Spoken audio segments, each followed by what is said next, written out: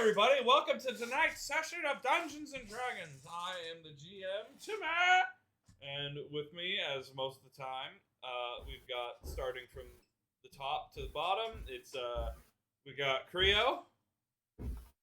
We've got Hero. I'm in pain. We got Brandon. Well, damn your pain. Wow. Shade. And we have Tesley. I'm unconscious and very crispy right now. Nothing makes sense anymore. Anyhow, so last wheeze, hold on, seizure. Where we last left off, the party was fighting the Sovereign. Guess what? They're still fighting the Sovereign. Yes. Yeah. 10 episodes later. 10 episodes later. 2 months later. Just everybody. Alright, anyway. Jameson, it's your turn, I think. Yeah, but I'm just at 0 health, I'm pretty sure. Yeah, go ahead and make a death save. How do I do it again, Judd? You gotta go to your character sheet. Yes. And then you should see the row of 3 dots. There's like 6 dots. Oh, I just click death saves? Yeah, click the death saves button. Wow. That's a fail. Yeah, no, I pretty much figured. Cool. Awesome. Next, Jack, it's your turn. Tharsis is on deck. Oof. My turn already, just like that. Yep. Yeah. So just FYI, you have a ball floating near you that used to be Fenrir. Yeah, he's there. Don't worry about it. Don't think about it. Oh, I think. I'm in danger. I killed him. I've got a gun. I've got 2 guns. I got a knife. No. What you got there, Jack? Guns. No. And like everyone in the party. No. Anyway. Yes. He's just like, yes. Jeez, I can't think. Oh. Alright, just give me a minute. You have a minute. That's how. Remember, we have time limits. I'm gonna set my timer now. Fuck. Oh my god, you're actually gonna start doing it? Shut up. Let's see. Instead of just saying you're doing said it? last session that I noticed that the gun had options is not the right word. It had settings. It has options. Did I? Fuck. I don't know. But that's great because I did want that. Yes. Anyway, you notice that the rifle is no longer shocking the shit out of you. Yep.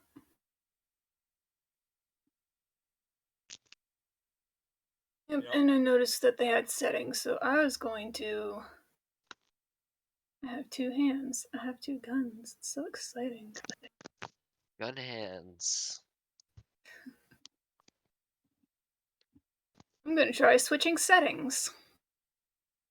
Okay. So, you look at the, you're holding it in your right hand, right? Let me think. Pistols in the right, rifles in the left. Yeah.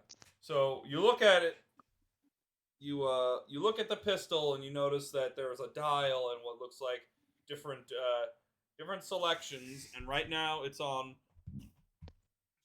what looks like, a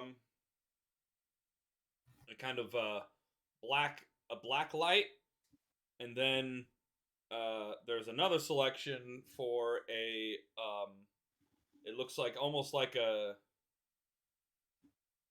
I mean, I would almost say like a rainbow light, but that might be kind of hard. I mean, just kind of imagine that when you look at it, it looks like it's like kind of like changing colors, I guess, but it's like it's effervescent. There you go. Thank you. Lord. Where's the Lord? Okay. Oh shit! Hold on, I have to play the industrial. All right. You don't have to. I will. I do. Prepared to be shocked yet again. I flipped the dial. One take too scary. Clock. Oops. turn that down! There we go. That ought to be fine. It's fine. It's fine. You may notice I've added at least one more song. Alright. So you switch the dial. Mm-hmm. And that's a free action because it's literally just your thumb. And you just like... And so when you do that, you notice that the blackened kind of color that used to permeate this like sort of central piece just above your thumb, it has now changed. It goes... And it changes and it's now, you know, chromatic. Mm-hmm. Let's see.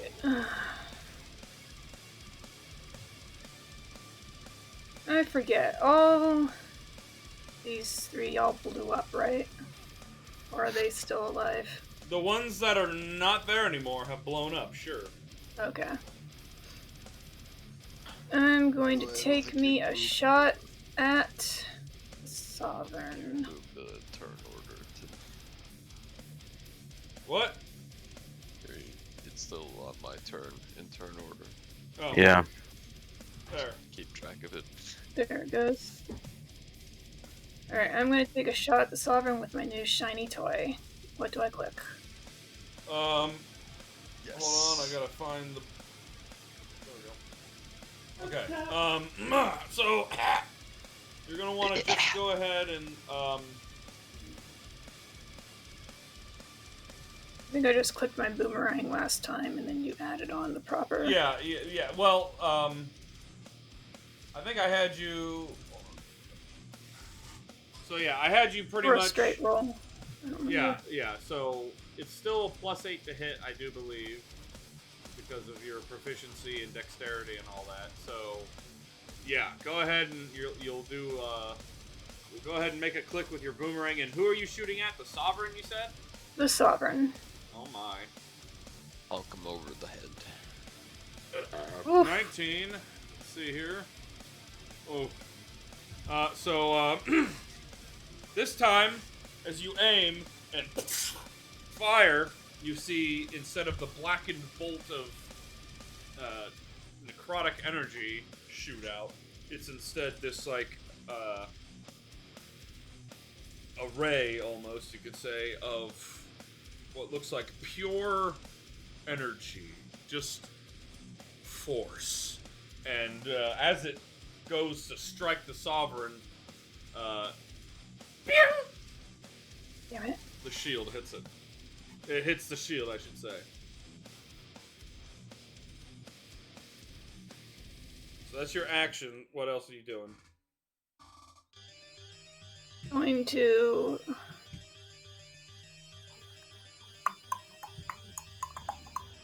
Oh, my brain hurts so much. I don't know why. Because you're Brain fog. You're filled with pain. And 18. It's okay, hero. My brain hurts too right now. My brain hurty. 5, 10, 15, 20.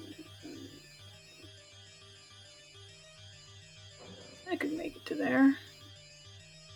Try to come at this guy from a different angle and bonus action hide. Whoops.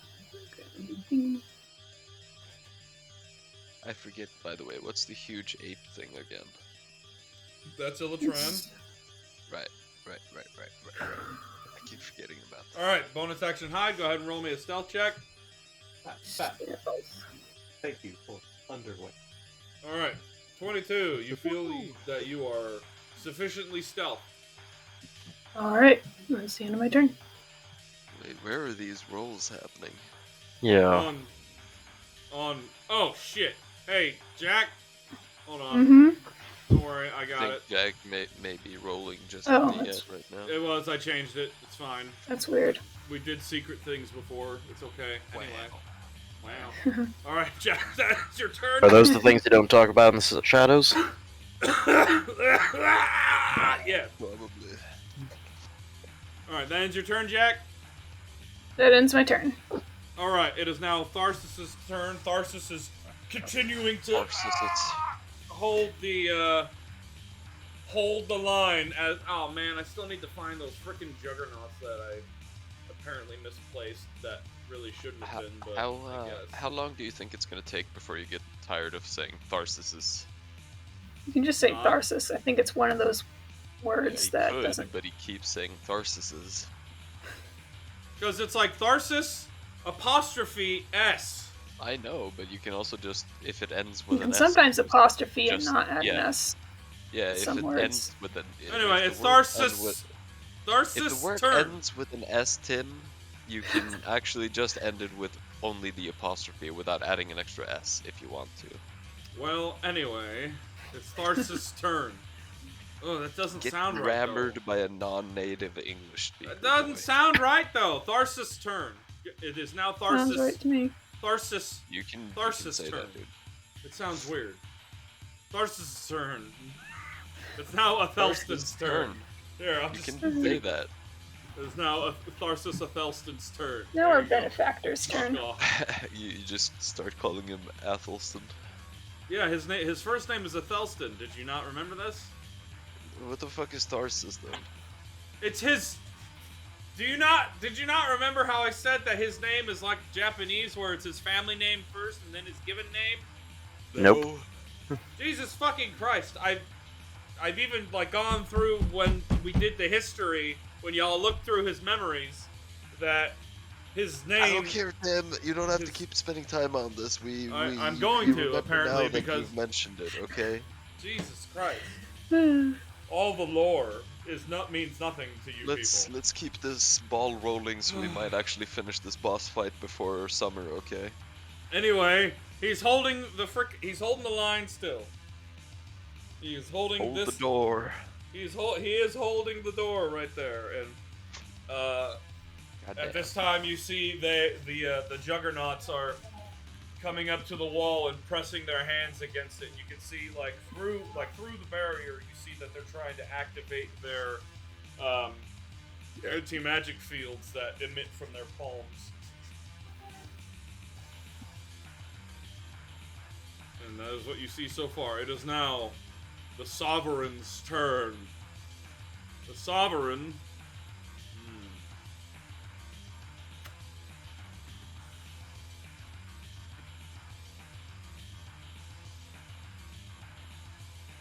Let's see here. What is that next to him? A flying sheet of paper? It's a shield. It's black and white because of the crest of the Threvasian sovereignty. How it's the black and white.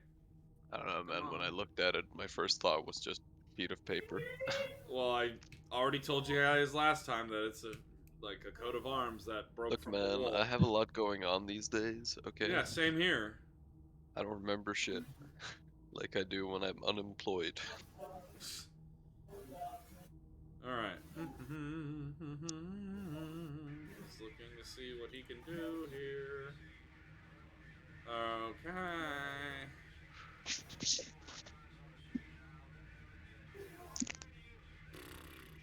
Alright.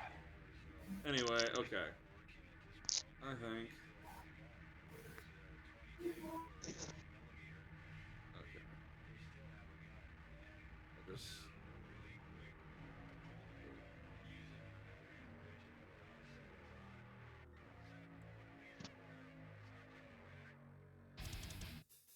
Okay. Alright. Well, he understands that Fenrir is a bit of an issue right now. So, I think with the amount of people that are kind of dying over there, he's going to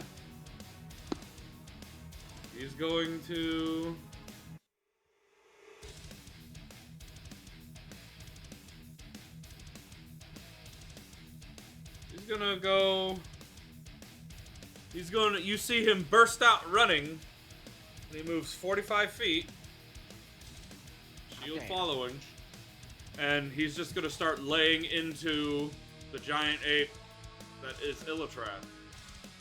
So, His first attack will be with the staff that you see with him, so he kind of flourishes it, and goes to make an attack. So, I need to get my dice out. Oh! Hi, Ida! What you doing, puppy? What are you doing? You need to start saying Habibi. Habibi. Habibi. Habibi. Yeah, there you Is go. that racially insensitive? No, it's just a word for like loved one or whatever in Arabic. Ah. Alright. So, first attack, which is at advantage! Oh, I planned that! Alright. That's a, well, let's see here. That's a 31 to hit. That'll hit. So, the first attack, yeah, because she only has an armor class of 12. Alright, so that's, Not a lot.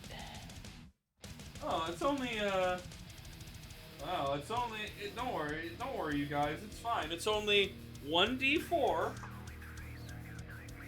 So that's 1 plus 11, so she suffers 12 points of damage. She doesn't have resistance or anything, right? No, okay. I know! Alright. Second attack. You see he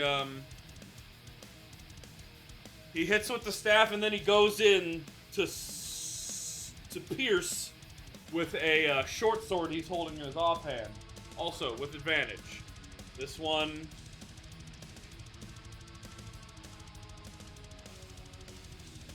This one... Oof. Oh, it's still alright. It's a 21 to hit, which hits. So she suffers... Emotional damage. She suffers 10 points of piercing damage.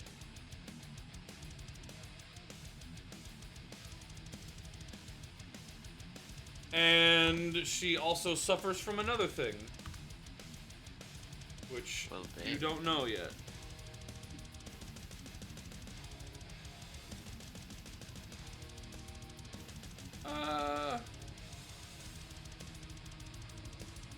That one, that'll work.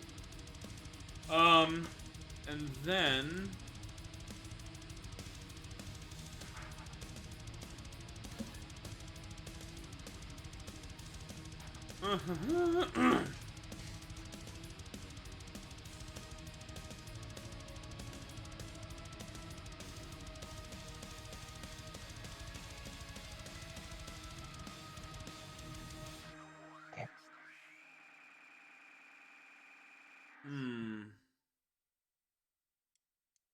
Oh.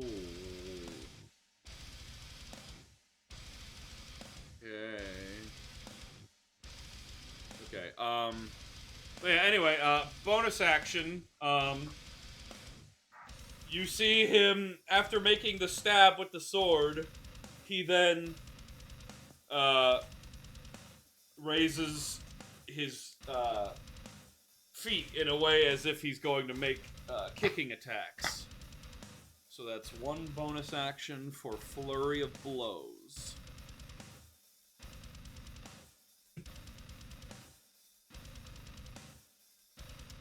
Where is the count? Okay. So, first attack. Flurry of Blows. First attack with advantage. That is a... That's a 29 to hit. Hits. And it's just, Oh, apparently it's just straight up... What? Huh? What? It's a straight what? Well, I mean, apparently it's just straight up 8 points of bludgeoning damage, like no die. Which Okay. that doesn't make a whole lot of sense.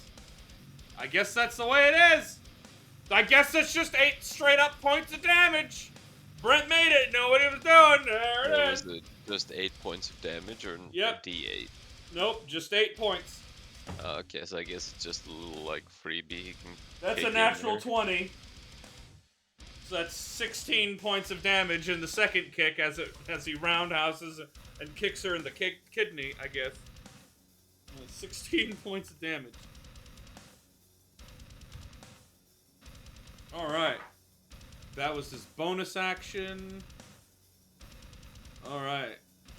Yep, okay, that'll end his turn. It's now Novikov's turn. Novikov is probably still not here. Nope. Oh, alright. Next, he's gonna see the Sovereign has showed up. He's gonna be like, oh my god, Australian, oh, and, let's see here. Fuck Australia, mate. Fucking, oh, Jesus. Oh, fuck. I burnt my hand. Charlie bit me. No, that's not Australian. That's British. Yeah, fucking Brits. Oh, fuck. Oh, I forgot the shoes. Can't believe you've done this. Oh. He's gonna firebolt. You're just doing British stuff now. Yeah, he's gonna try and firebolt the Sovereign because I'm not gonna have him do anything else. That's not it. This. That's.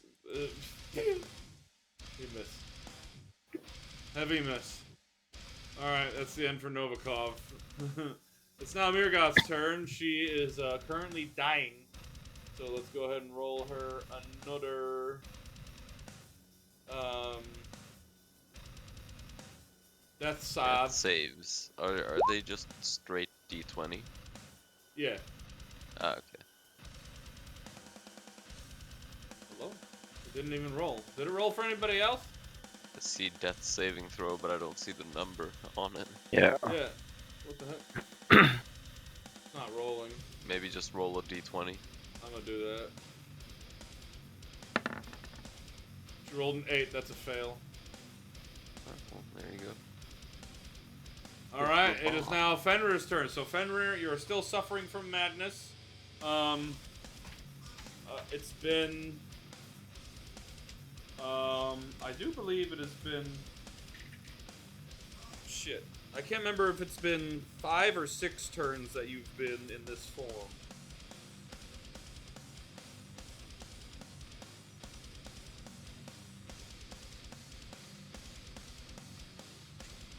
Fenrir? Griot? I'm still here. I'm just Okay. somewhat confused on how it's been that many already. Well, on your first turn, you weren't here, and when I rolled your save for the madness, you failed. So, it's been at least 3 turns since. But I can't remember if the last time you went, if I made another tally, or... Like, right now I don't remember if this is your 5th turn in the form, or your 6th. Okay. But I guess I could just go with 5. That's fine. This is number 5. Alright. So this is turn number 5. Alright, go ahead. Time to do an absurd amount of stupidity. Yep. Ow, fuck. Goddamn D4. Metal D4s will get you. Oof. They're always a danger. Yeah, especially the metal ones. Right in the meat of my freaking thumb. Alright, go ahead. Need to find my computer. As opposed to Like having not 10. found it before. Which means I need to unbury my backpack. Which means I need to actually go. Oh, why weren't you ready? Hey, Tim. What? Did we technically have access to all of the Tharsian boons in that list? Like, technically, yes. As I've said, there has to be something to essentially trigger the... Wasn't there one with regeneration of some Yes. sort? Could this what's happening to me right now be a trigger for this, because I've never been knocked down at all in this campaign, and now I've been knocked down several times and burned to a fucking crisp over here. So, again, you have to use an action to do it. But Yeah, okay. when you get up, Mhm. we will see about how we will get you to activate your potential. Yeah, okay.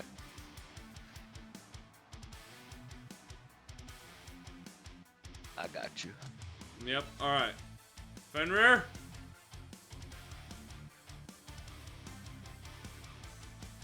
Found my computer. I'm loading into the game. Why weren't you already loaded into the game, man? Why would you wait until now to do this? Did you think the game was gonna end before this? No. All right. But yes. You know, get another fucking alcohol.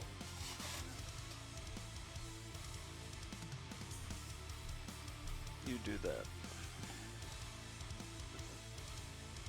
All right, I'm here. Right. What are you doing?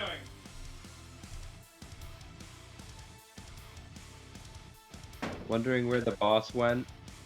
He's by the Southeast of the southeast of giant ape Illitran. Yes. That's what I said. But then, you know, remember you do also have, you know, 3 more enemies that are, you know, also engaged or about to make life hell for the party. Or have made it. I mean, for real though. I mean, for me, it's hell. Oh, by the way, sorry, I forgot. Because I scored a critical hit on Illitran, she also, oh, that's another thing. You don't need to worry about it, my bad. Okay.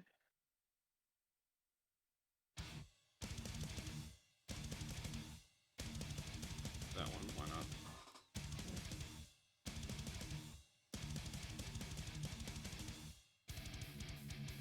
Alright, Fenrir, what are you doing?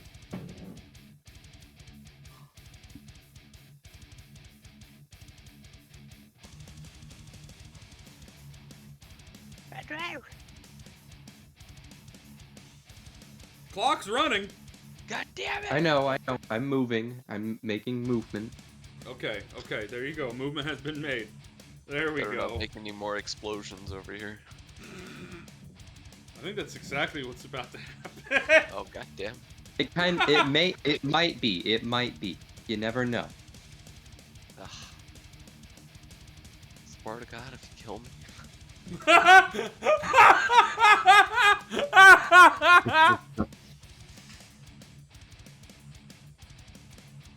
I'm just.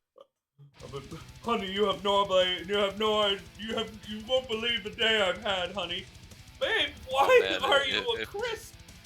If Jameson walks out of this one, he's gonna start contemplating his mortality. Oh yeah, because you haven't. No. You must have not. Yeah. Even though you almost died before. Yeah, but no. All right, time's up, Fenrir. You've moved. So now what? There we go. I forgot to press enter because people were talking. Why did I hear Twilight Zone? It wasn't Twilight Zone. It was What is it again? the X-Files. Oh, that's what it is. Yeah. My timer is the MLG noise where. Anyway, so 22 to hit. That'll hit. Sweet. Nice.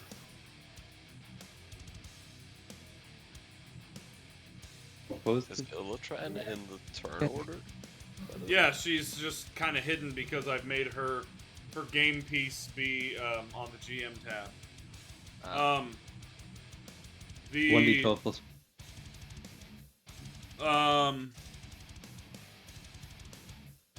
Where's it at?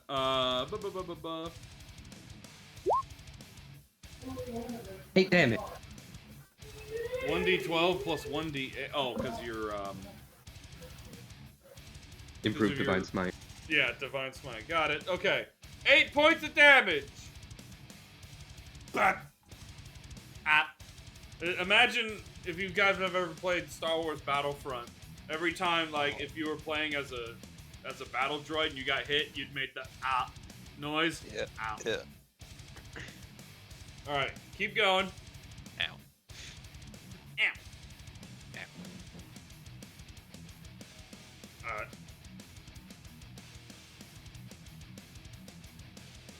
I don't think that one hit. Nope. Whiff. Hit. Pretty sure that does. That might be for the best for me right now. 10 10. damage. Bop. Oh no. Nope. No. No. Yes. Oh, Wow. Ah. ow. Ah. Ow. Alright, 22, that'll hit. Servitude! God damn! Damn, boy. Efficiency. God.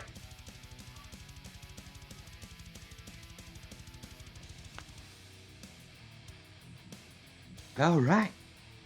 Alright.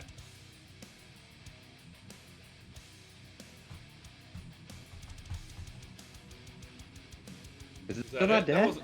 That wasn't, no, I would have told you. Wow, so you are going to destroy it. You're going for broke. No. Nope. Yes. 15. Alright. Does it going. seem halfway yet? Oh, it's been that dude. It's been at half since you first here. Hold on. I'm gonna tell you, like, since you first attacked it, like when you first attacked it, you brought it to looking wounded. It is looking, whatever would mean, like, Grievously very. wounded. It's like, I don't know, like grievously. Sure, you don't have. It doesn't have a whole lot left.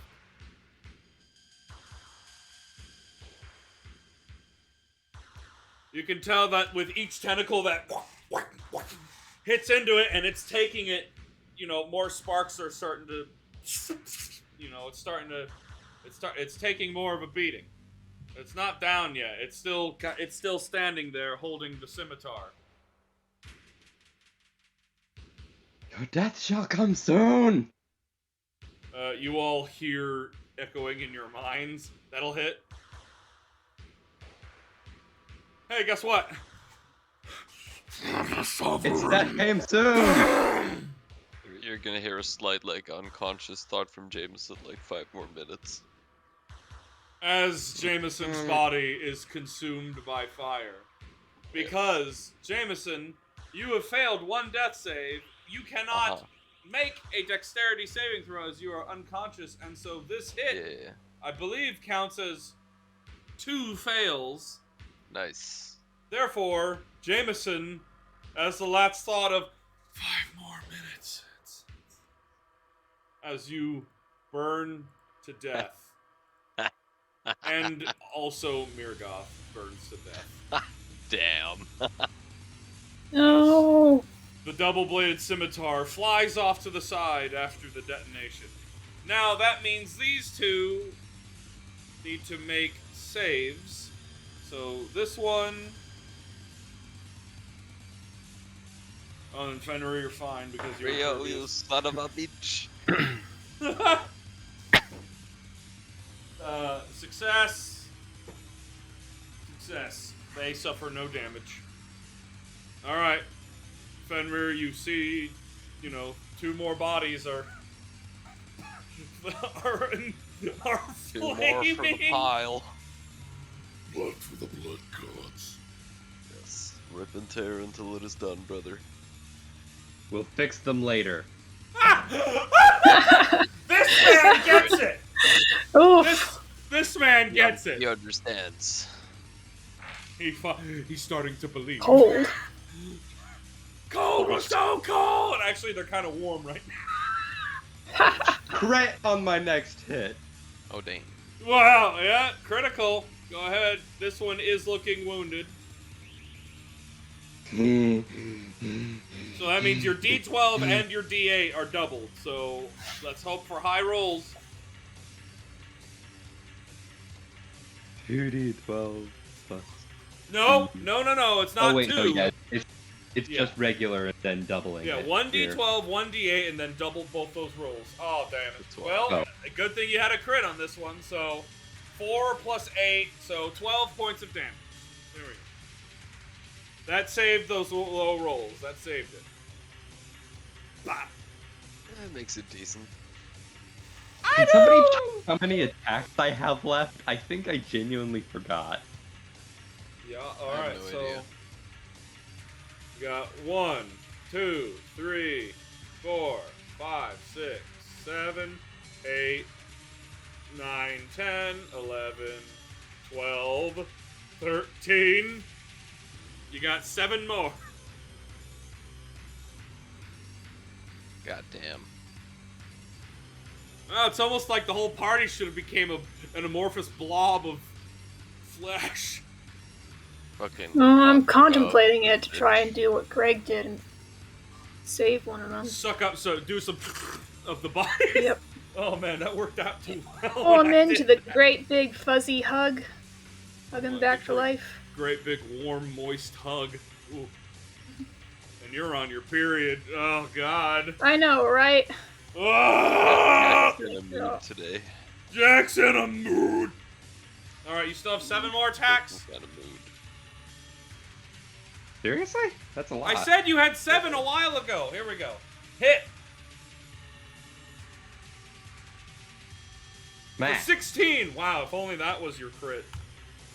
Okay, great. 16. It's looking bad. 6 attacks left. Yep. That Yeah, misses. no. That misses. That hits. That hit. That just hits. 13 Oh, points of 14. damage. 4 attacks Bah, left. bah. Yeah, huh? 4 attacks left. 3 attacks left. Wow! Another crit! Come on, big money! Oh, fuck's 2 sake. attacks left. 14 damage. Hold on, so 2 plus 12 is 14. Guess how many hit points this one had? 14. For the sovereign. This time, Scout. Well, hold on, no, you're 20 feet up. Never mind, you're fine. However, Illitran is not. As this one explodes and its scimitar flies off. Into the sunset. Actually, Jack, Blasting off to space. hey, make a dexterity saving throw as you see a double-bladed scimitar fly that fuck. way at a good speed. Alright, Dex Save. saving throw. Oh no. Hey, Jack! You get it hits you and you are thrown all the way to the wall. Oof. And I'm pinioned, I'm gonna kill you. hold on. Okay. You are not pinned. I rolled a 4. I was gonna say 10 or higher, you're fucking pinned. Oh my god. But no, you're kind of lodged there against the wall. But you do suffer, so what I'm gonna do is I'm gonna do how can I, yeah, suffer me now. Good old Calibrimbor. Anyway, all right.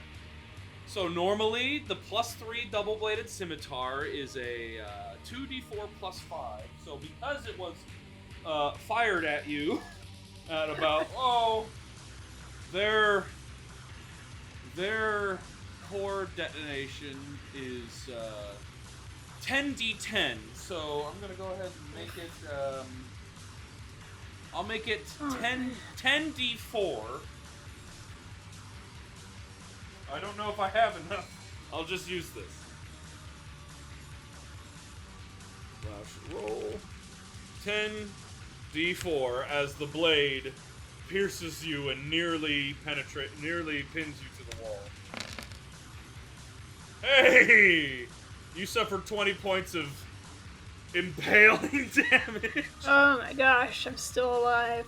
Oh, God. Oh, That was the... What the fuck? Oh, wow. My toe. Alright. Oh, that was great. Anyway. Fenrir, what do you have, like, two attacks left? Oh yeah, hold on. Hold on, I gotta make a... Thanks, man. Good aim. Yeah. That one saved. However, Illatran has a dex of 14. So that's +2 and no advantage on the save and no anything. So it's just straight roll. Oh geez, that's just a 5. So the proficiency bonus of 3. So 1, 2, 3, but add 5 because of Fenrir's aura. 1, 2, 3, 4, 5. 1, 2. And their save is a 18. So she fails, and she suffers 10d10 fire damage.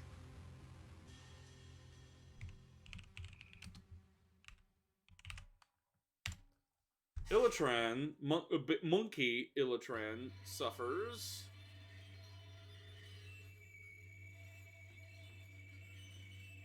Oh, I just realized I made the game kind of like chug to do some maths.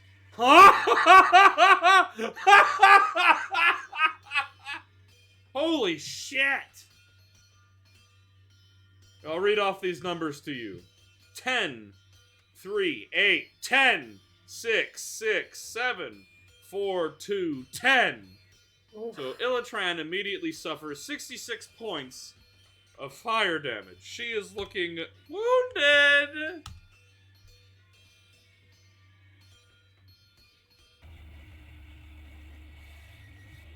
Just a smidgen it. What? Just a smidgen, it would seem. Alright, so you still have, I think, 2 attacks left? Maybe? Yeah? X target. Acquiring target. That's a hit. Oh my god. 5! Nice. Imagine if I end up critting this and just annihilating the last one. Well, he's got enough hit points that it wouldn't do it. That hits. Ah shit, wrong die. Wow. I didn't press the up arrow enough times. There we go, 13. But he is looking wounded.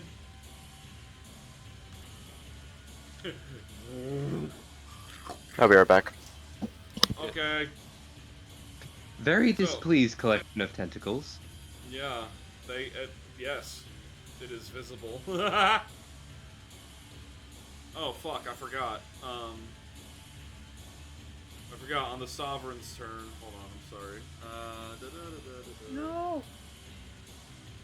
Yes. No. No. No. Why do you hate us? Why do you hate us, precious? I know that's Creo. I don't even have to look. It's not though. Who the fuck was it then? Hero. Oh, I thought Hero had said what she said and then stopped talking. Nope. Because I thought she was just going with the no please and then immediately it went into no please. Why do you hurt us, precious? That was me. The habit says Nasty DMs. nasty DMs. Alright. So, sorry,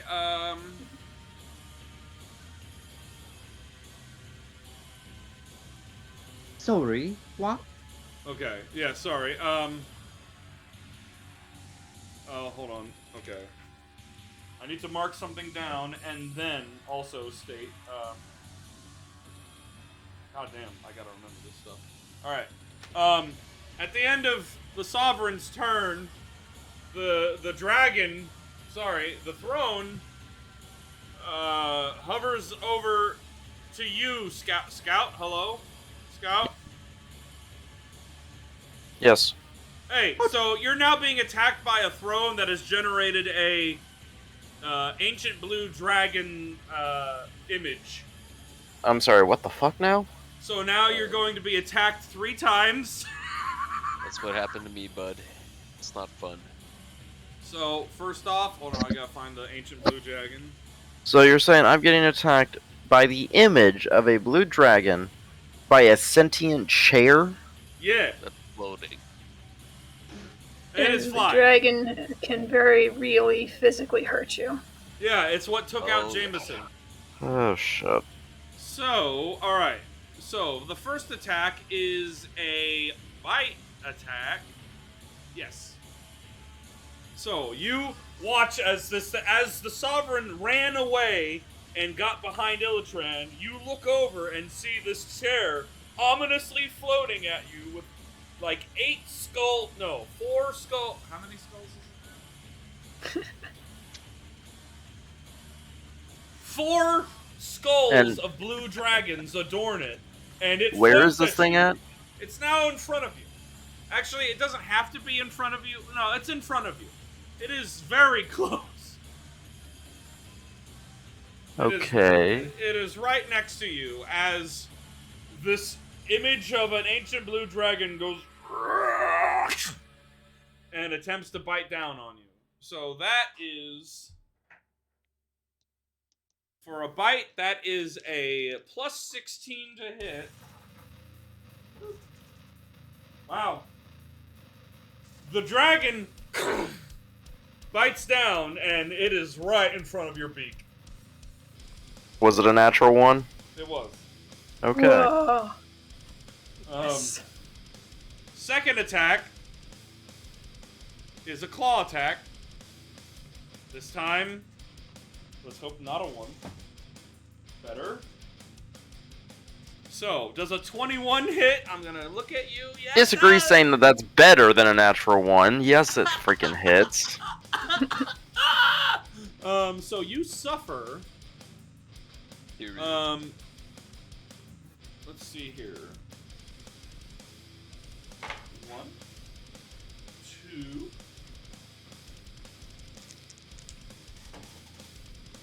So you suffer 6 plus 9 slashing damage. Nice. So that's 12. 15. 9 plus 3, wasn't that what you 9 said? plus 6. Oh, okay. 15, you said? Yes, 15 points of slashing damage. Ow. The third attack is a second claw attack.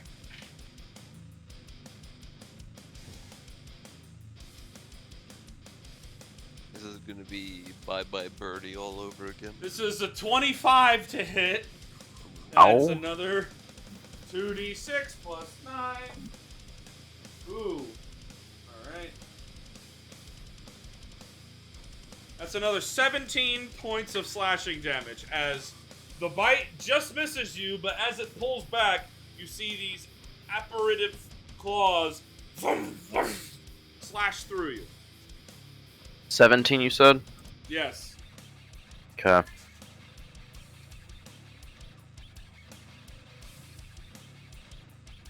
Still up. Oh, yeah. So, yeah. Now, here's a question, Tim. Yeah. Because this will actually dictate how I use my reaction here. Yeah. You said this thing is right in front of me. Yeah. Because of it being right in front of me, was that the end of its turn? Yeah, it ended its turn right in front of you. Okay. Does that apply? Sure. Okay.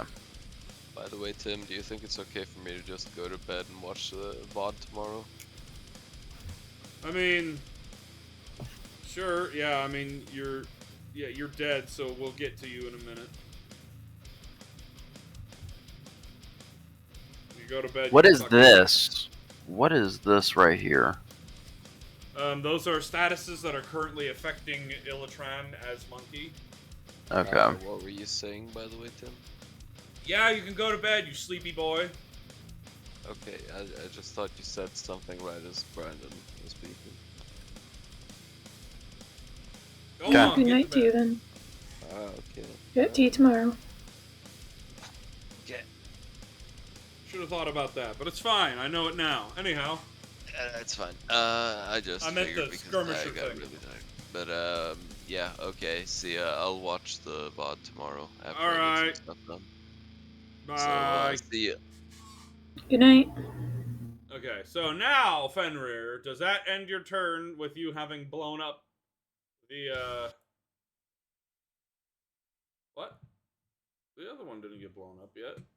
Or did it? No, it did. No, it didn't.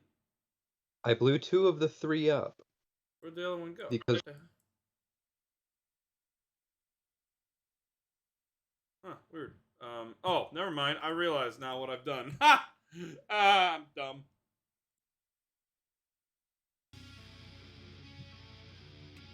Are you alright? Who are you speaking to? You. I'm fine. And is that end your turn? Yes. Alright, it is now Greg's turn. Greg is, oof. I think,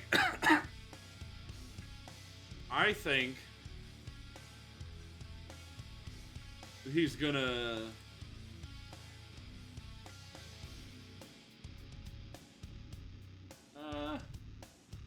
yeah, I mean, it's not really a whole lot, but I think he's gonna do this. So, let me pull up his sheet.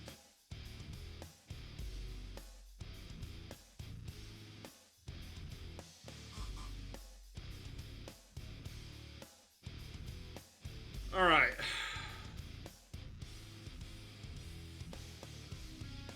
Well, I mean, he could.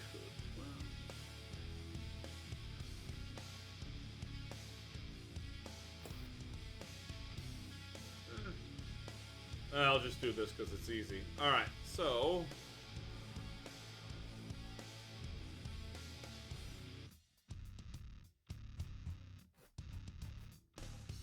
So he's got a +6. Okay. So.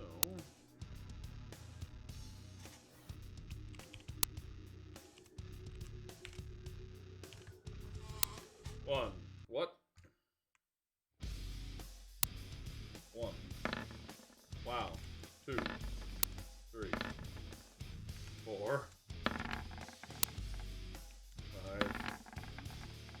There we go. That's 5. Somebody help me remember 5. Alright, All right. 5. So it's 1d12. 5 is remembered.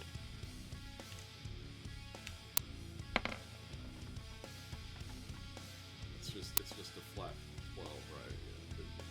Yeah. You added 8 because of your smite. Yep, okay. That's 5 points of piercing damage. Alright. 6. 7. Hit.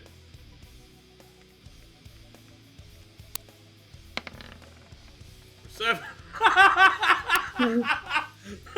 Nice. 8 for 8, 9 for 9. Nope. Nope.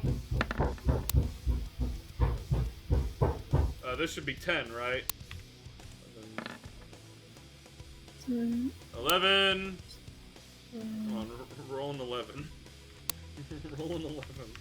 Come on, I'm begging you. Yep. You bitch. Alright. Oh, I need to mark down that this is... He's been in this... Fuck, how many times has he been in this? Oh, I need to roll his... Ah! Okay. 9... 18... 20...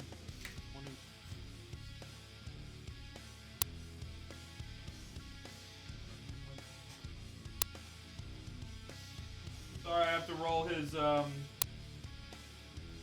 madness meter, pretty much. Oh, that's right.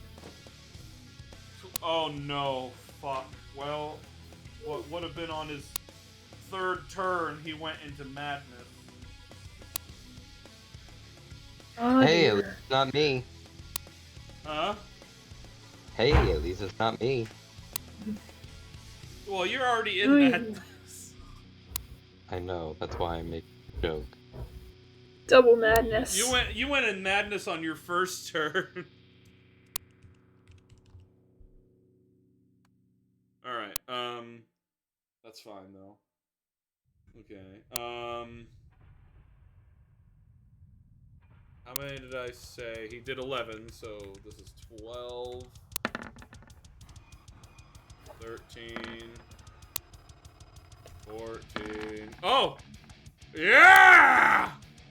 Yeah. Come on, full damage, come on. Oh, come on! That's Ah! like... No! Look, if you look at it on my screen, I don't know if you can, but it's like on the edge!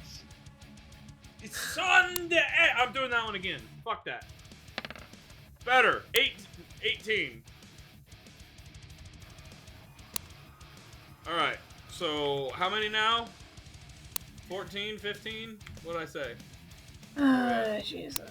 Alright, I'm gonna look again. 1, 2, 14. 3, 4, 5, 6, 7, 8, 9, 10, 11, 12, 13, 14. Yep, you're right.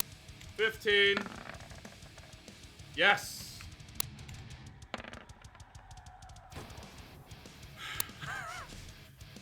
For the sovereign. That one sounded a little begrudging. Illatran now needs to make another save. Oh no. That's not enough, definitely. So she suffers another 10d10 fire damage!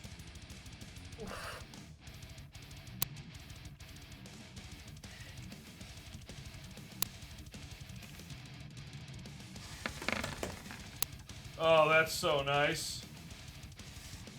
Guess Oh what? man. Oh no. No! So I need to go into this.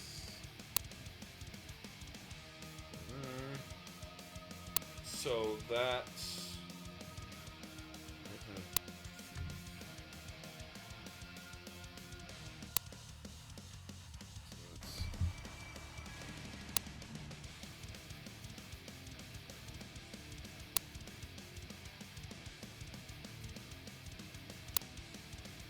So that took her down to 0 and caused her 7 points of damage in her normal form.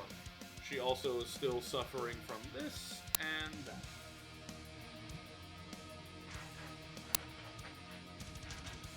That won't egg Greg's turn because he still has another... How many left? Just did 15. Right? Yes. So he's got 5 left. And Illatran is no longer monkey. He's gonna fly over to Sovereign then. And try and protect her. And he's got 5 left. So, 1.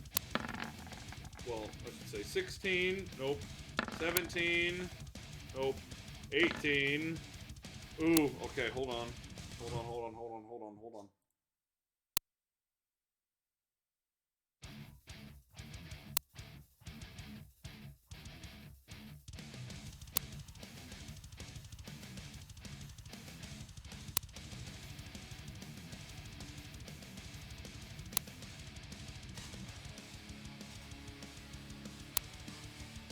Okay.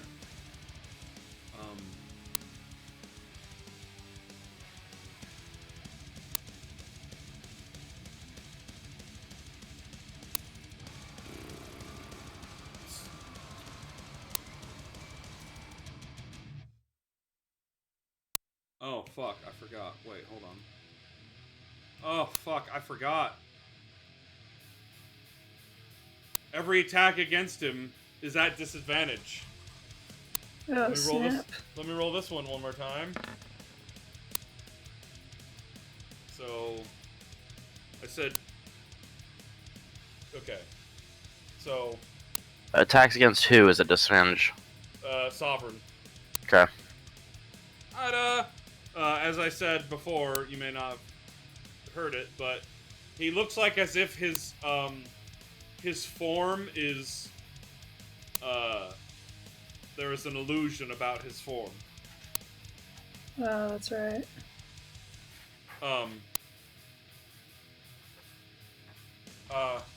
Alright, so if this was 16's disadvantage and that was 16's regular, then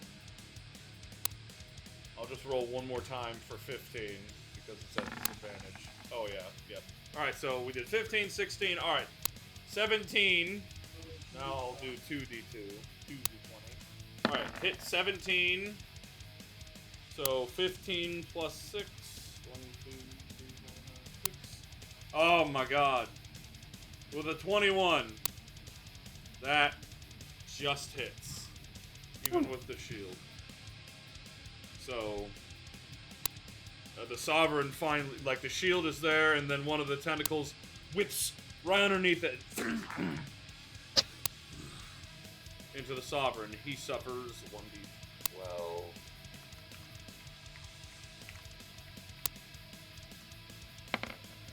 Suffers 2 points of damage. Oh. He no longer appears That's to something be. wrong.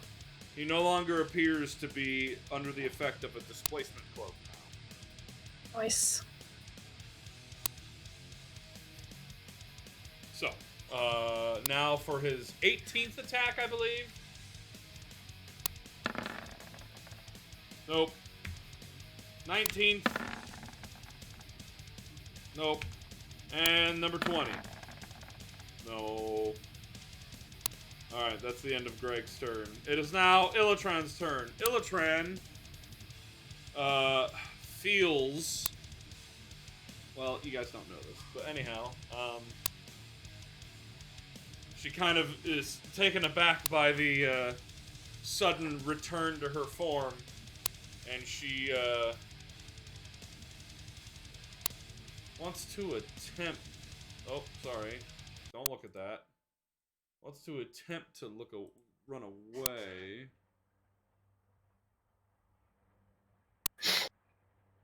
So... Can it?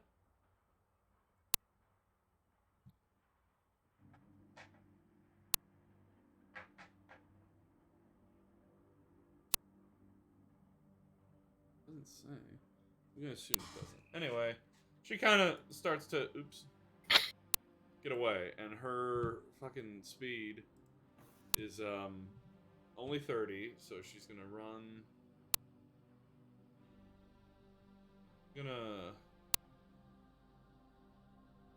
She's gonna run over here towards you, Jack, because you're no longer hidden.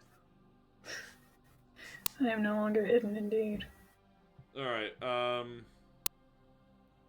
guess as her action, she's gonna. Hi, Ida. What are you doing? Come here, big baby. Come here. You freaking reach over and put a paw on me. Come here. Are you gonna say Jack reaches over and What? I don't know. For some reason, I thought that was direct. I mean, like, Jack freaking reaches over and touches Illich. No, Like, he's what? like, help! Help. I'll protect you. Ida. What are you doing, Ida? Just climbing up on the top of my chair. Ida, that's a precarious position you found yourself in. There's not a whole lot of real estate there for you. That's my pillow. That won't lead to disaster. What are you doing, Boober? Who is watching this? Look at this. This is adorable. And she's getting down. What are you doing, Boober? I know, it's a bit of a mountain to climb. It's me. Alright. Well, now she can just,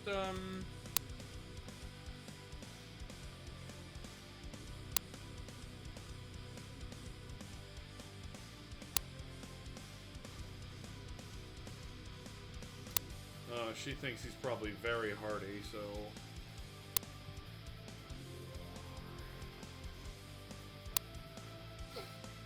Damn it.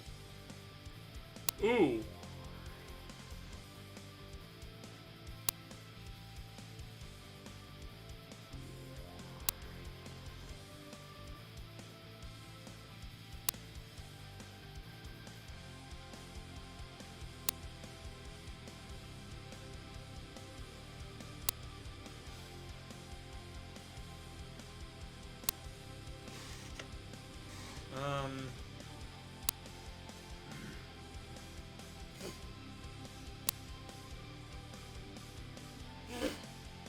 Okay, she's gonna...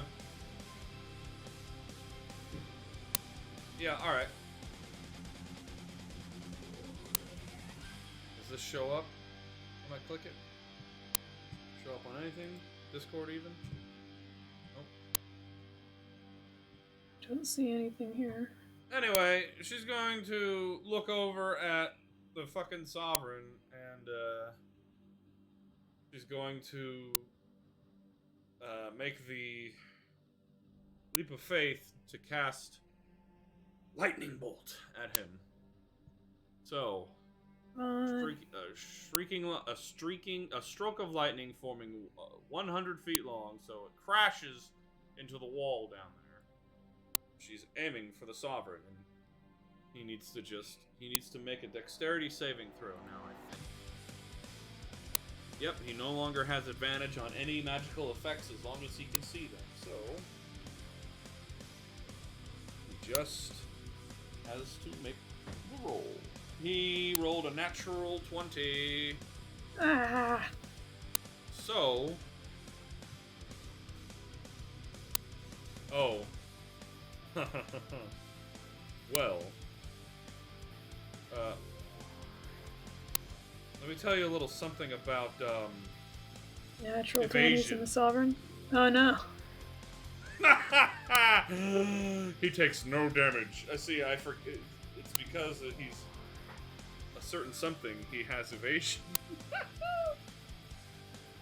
Oh, I love it. I love it when I use it against you. I hate it when you use it on me. And I want to... Anyway. So, the lightning bolt does nothing, and she's like, damn it! That's the end of her turn. Scout, it's now your turn. Okay, I am going to say that Scout, being the rogue that he is going to, well, aerial rogue that he is going to fly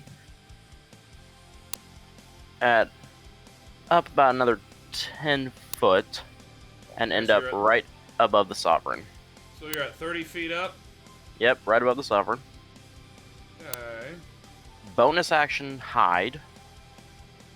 If I am able to hide in the darkness up above. Sure. Just roll a stealth check. Okay, make sure I don't have it at advantage this time like I did earlier. Stealth check. 31. Nice. You think yourself to be very well hidden. And for my action, in an attempt to crush said Sovereign,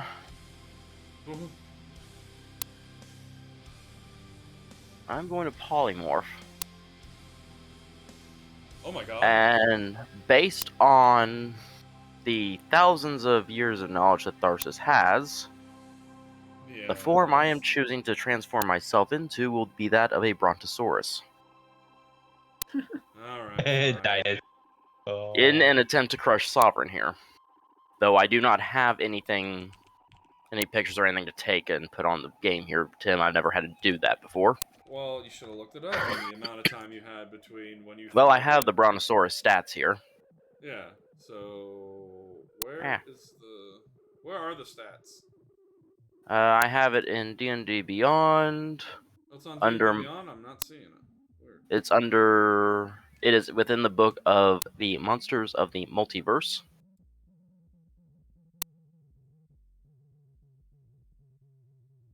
Under the Bestiary. Did you just call the bestiary the bestiary? Bestiary? There is no A in there, thank you very much. What? There's no A in bestiary in that? It's Bestiary. Wow, okay, that's a big oversight. Good thing I don't give Wizards of the Coast any of my money.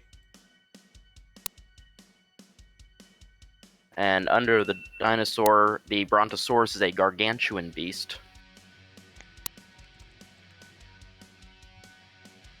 Oh, So here's okay. where I'm going to ask you then, Tim. I am 30 feet up. Now, a Brontosaurus, I do not believe, grows to the height of 30 feet, so I'm going to be dropping some distance here. Right. Could I channel the drop into a stomp attack, seeing as how I used my action as the polymorph spell? Well, so let's see here. First off,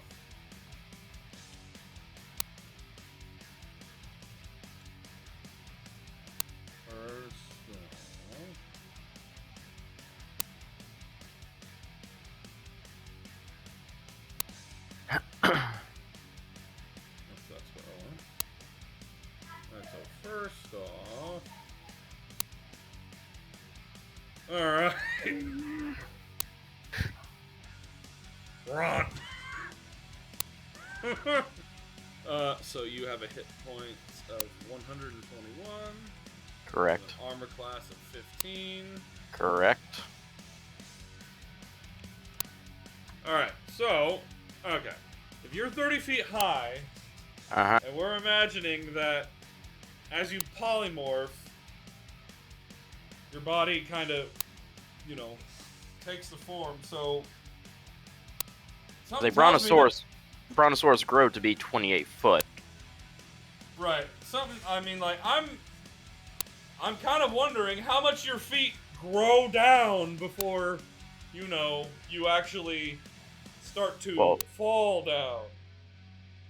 Well, that is the question here, Tim. As a polymorph spell, does it go from center of mass, or top of mass, or bottom of mass? I'm sure it freaking changes in the moment. What I would say is your feet grow 10 feet down. Okay.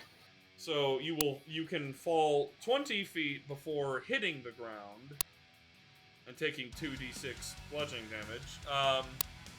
But I would say you'd have to make a dexterity check to kind of aim to where you want to hit the Sovereign, and then also make an attack, and then he has to roll a dex save. Okay.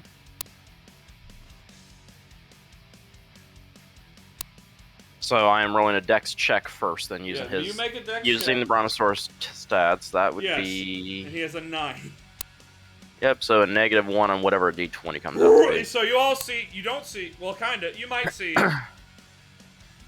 No, you don't, because he hit himself. Anyhow, Scout flew up. You lost sight of him, and then all of a sudden, and then Brontosaurus. All right. So 17.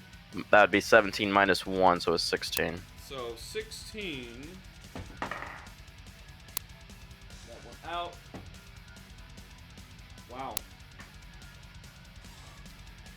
Okay, so roll your attack. Okay, that will be a +8 to a d20. Fuck, so 12.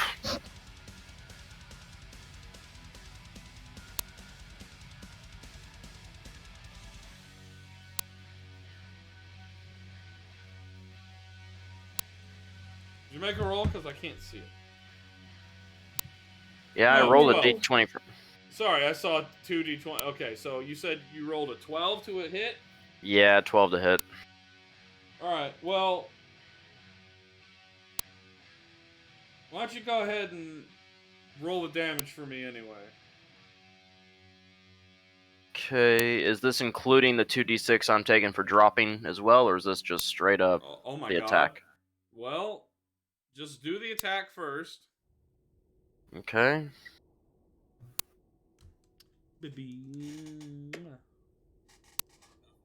Oh shoot, maybe you're gonna fall through the floor. 5d8, so 28 plus an additional 5, so 30... what is that, 33? Okay, so we got 33. Now go ahead and roll 2d6. 2d6. So you suffer 7 points of damage. Mm-hmm. I'm gonna have him suffer 17 because he rolled a nat 1. Okay, Yeah. I So also need he's- him to make a DC check, strength check, strength saving throw.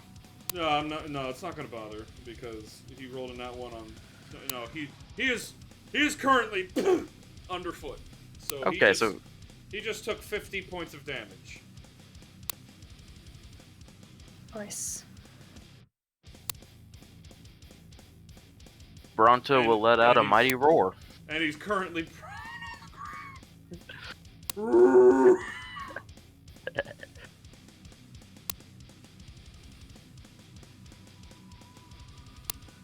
And that would end my turn then. Alright, so that's 50 points of damage. Wow. Okay. I'm now worried. 50 as in 50? Yeah, I told you he suffered 50 points. It sounded like it said 15. No, you're wrong. Stop it. I imagined I was wrong. If a Brontosaurus lands here, you're going to take more than 15 points of damage, most likely. Anyhow, alright, you let out a mighty roar, and he's currently. Uh-huh. Underfoot. Well, you've stomped him, but I guess you must have had to take your foot off of him. But it's fine. Anyhow, it is now top of the round! Ninjal's turn! Ninjal's like, what the fuck? And is gonna...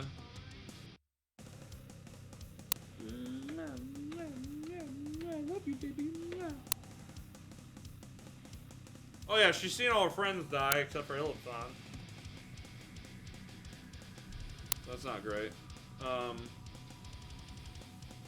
Well, she's gonna attempt to make a longbow. Oh fuck, he's prone, so she has disadvantage. It's so stupid.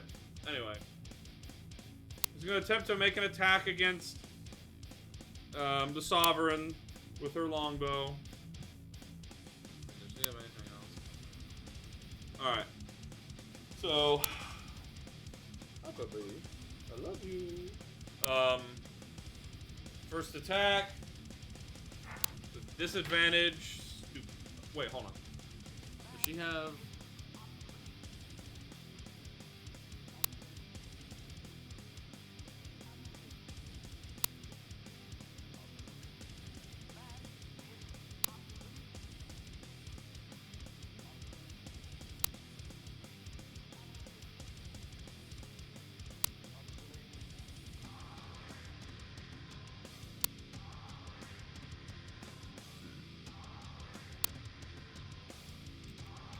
Okay. Anyway, yeah, with this match, I was trying to see if she had anything to eliminate this match, but I'm not seeing it. Alright, well, she rolled an 11 and a natural 20, so 11 plus 12 is still enough. So that's 23. So that's 1d8 plus 6.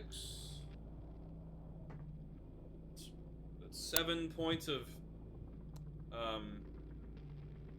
piercing damage on the Savi.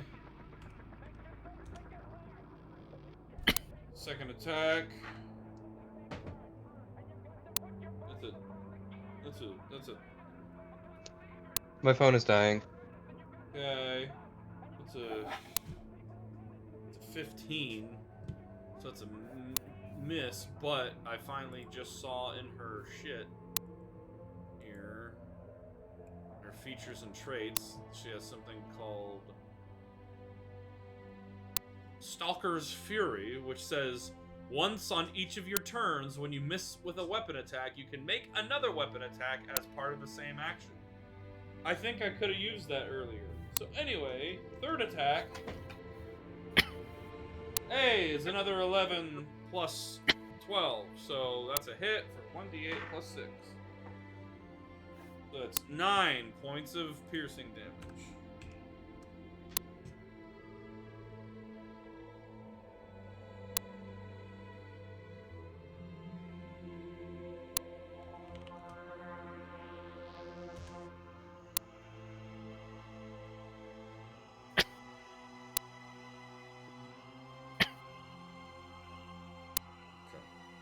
So that'll end her turn. It's now Jameson's turn. He's a smoldering fucking corpse. It's now Jack's turn with Tharsis on deck. Jack, what are you doing? Alright, let's see.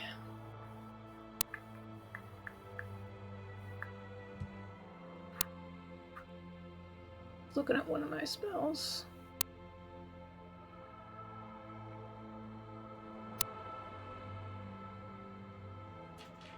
So right now you do have a double-bladed scimitar currently stuck in your body. I was gonna say, I had some guns shot at me and now they're mine. The scimitar shot at me, now it's mine. There's no other enemies on the field currently. Wait, yeah, there is. Or, I mean, aside from the Sov. Aside from the Sovereign, I just meant none of his little minions are running around, and Tharsis has the ones down below under control. Derp-a-derp. But I don't have any healing spells. So I did not choose healing spells. Wizard doesn't really have healing spells. Yeah. Oh, that's right, because we chose from the wizard one.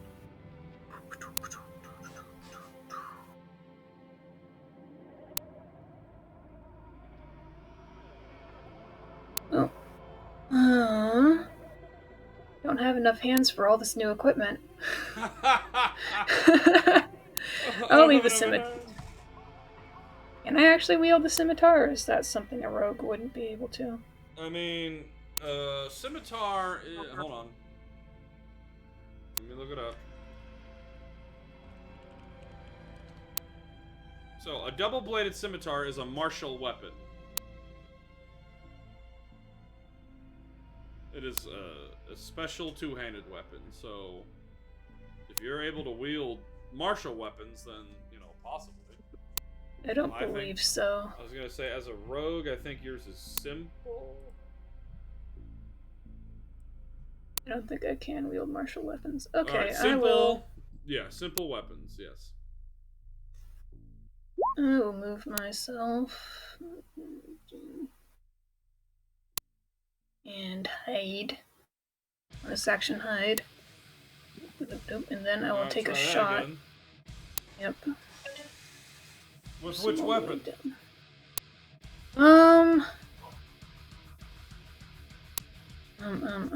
Just let me do my hiding first. Stealth. 27, you believe yourself to be well hidden.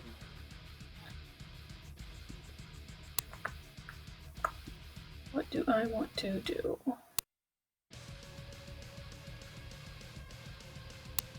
Could I theoretically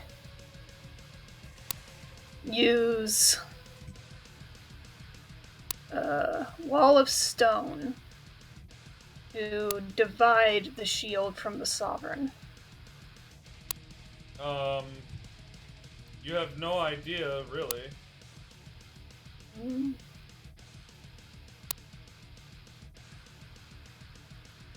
Well, I'm gonna give it a try then. Jack is thinking to himself, we gotta get that shield away from the Sovereign. If only put something between the two. He reaches up a hand, imagining the stone. Wouldn't it be nice if something came out of the stone floor and just busted between them? And he does a wall of stone. He's going to try to do a wall. Let's see how far the wall can go and how high it can go. Up and up and up. Wall of stone.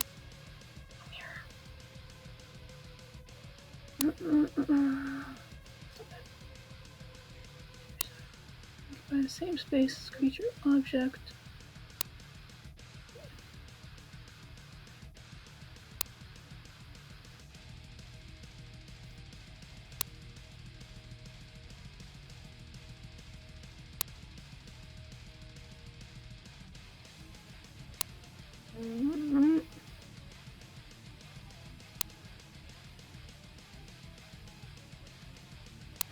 So much to read.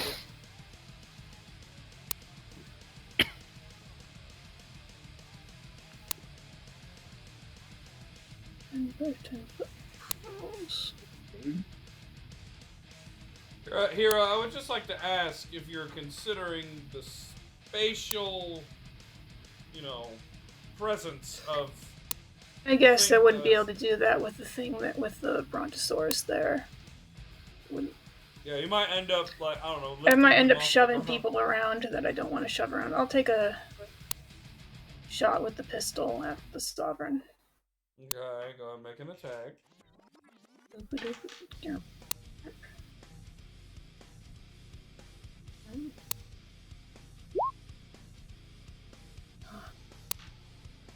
And so remember, you're making that at disadvantage because you're making a ranged attack against a prone adversary.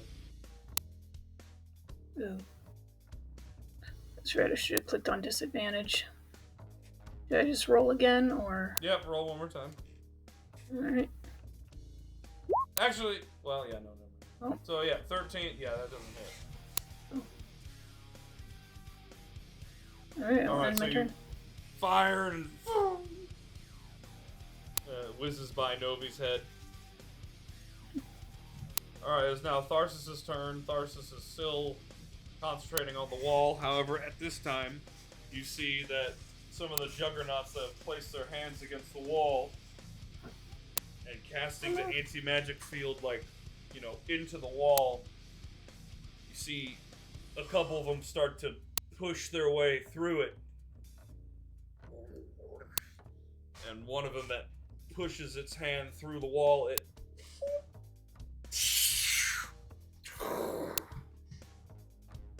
fires off a salvo of missiles. So, I would say from where he is, from where they are, alright, Jack can be a target, Novi can be a target, and Ninja can be a target. Am I not hidden from them? No, you fired after you made a stealth check. Oh, that's right. Oh, wait. Blink. Well, you fired, so you would have had advantage, but because he's on the ground, it's disadvantage, so... But then you would have had advantage because you're okay, hold on. You had advantage because you're hidden, but then disadvantage because he was on the ground. So... Should have been a straight roll. I'm sorry. So 22 does hit 17 points of bludgeoning damage. He gets hit. My bad. Eee.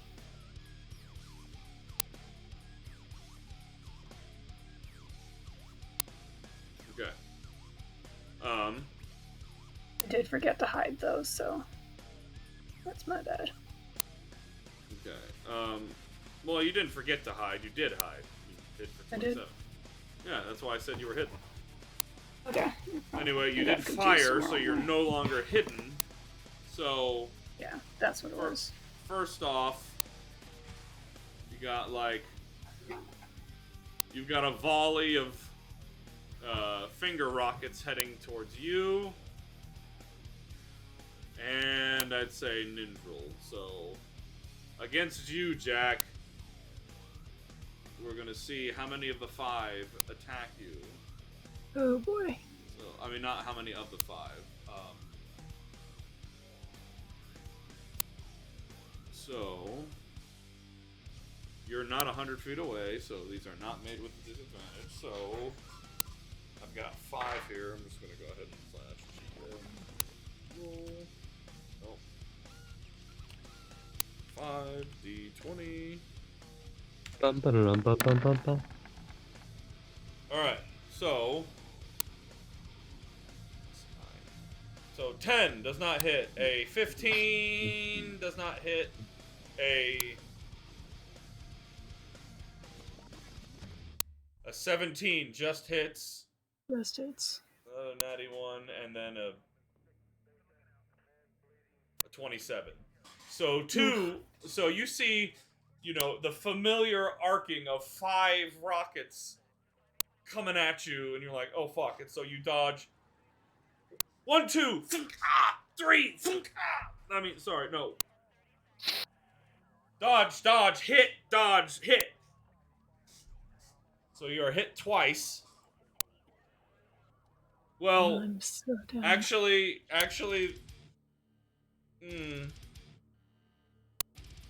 Okay, hold on here. I'm gonna do this real quick. I'm gonna roll the damage real quick and then. 1, 2. Does anyone remember how much damage these do? Nope. No. Okay. Oh no. Yeah, I'm down alright. Alright, I so. don't like that sound. So it's 2d12 plus 4. And I rolled a 10 and an 11. So that's, 25 points of damage. And then, so you get hit with the first one, and as you're about to fall down, the other one hits you on the way down. Which, that one would have been... That would have been another, That would have been another 21 points of damage, but so far, you just suffer 2 death saves. Oh, joy. As it hits you as you hit the ground. So I like the idea that you said now you just suffer and paused for a while. I did. No, Wasn't intentional at all. Why does it keep pausing? So Jack, you fail 2 death saves as you are hit as you go down. Now, That's right. I'm Neutral- gonna be the only thing standing. Well, and Greg, and Novikov, and Illatran. And Tharsis. Now, Ninjal, she gets attacked with another 5.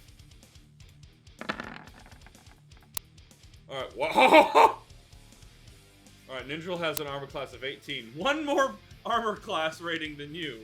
By 1 point, yeah. So, that's,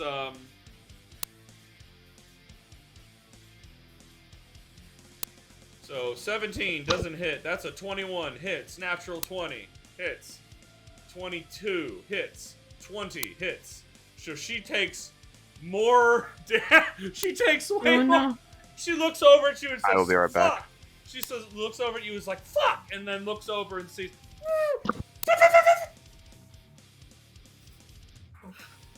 So, she suffers... Alright, so let's do this one at a time. Number 1... That rolled off. Alright, so that's 15 points of damage. Second one, the natural 20. Oh, fuck yeah. Oh, fuck yeah. Oh, fuck yeah. Oh my god. Oh my god. So that's an 8 and 12, so 24 plus 16 is 40. Plus 4, so 44 points of damage. She suffered 44 points of damage in one hit. So that means she needs to immediately make a Constitution saving throw in between all these darts hitting her.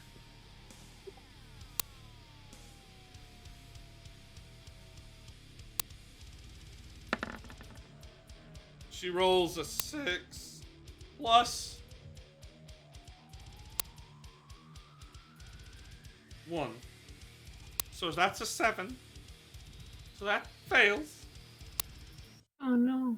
So, poor Nindral, in the middle of all this shit, Nindral has suffered massive damage. And so now she needs to... Yeah, she must succeed on a DC 15. She did not. So she needs to roll a D10. That's this one here.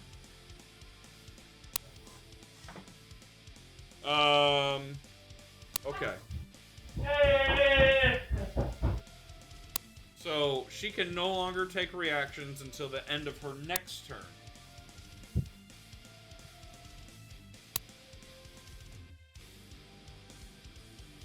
That one, fuck it.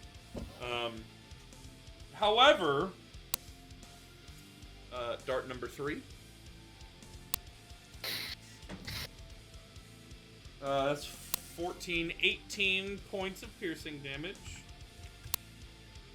And then dart number 4.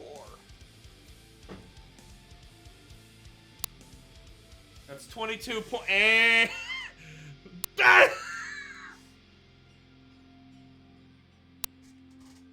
she had 4 hit points and she suffered an additional 22. So she is out. Down for the count, and so Tharsis is like and trying to force them back, and you see the ones that fired the 2 of them that fired their finger rockets. They start getting kind of pushed back beyond the wall, but are not fully behind the wall. It's now the Sovereign's turn again. The Sovereign is kind of mad. So because, you know, he will stand up and he's going to try and decide how the fuck he's going to get out of this. Oops.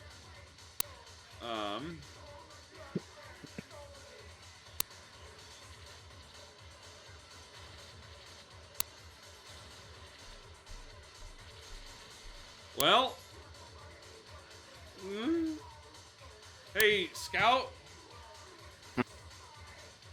So while he's standing there underneath you, all of a sudden, he just starts attacking towards your stomach. Okay. So the first attack will be with the staff. That is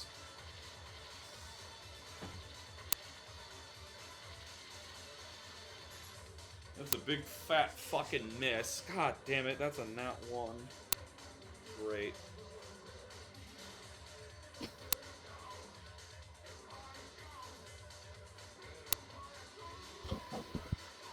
Well, second attack with the short sword. Oh, much better. That's a natural 20. Ow. So, by the way, I just want to... Well, no, I'm not going to tell you yet. Alright, so that's a natural 20, so that's a 34 to hit. So that's 1d6 plus 8. That's 6. So then 8, 1, 2, 3, 4, 5, 6. That's 14 points of piercing damage. Okay. To Bronte. I will do it because I don't think you can. Right. Alright. Scout, you feel this weird sensation that the ability to, like, feel any better for right now is lost to you. And you are kind of... You are filled with this, I guess this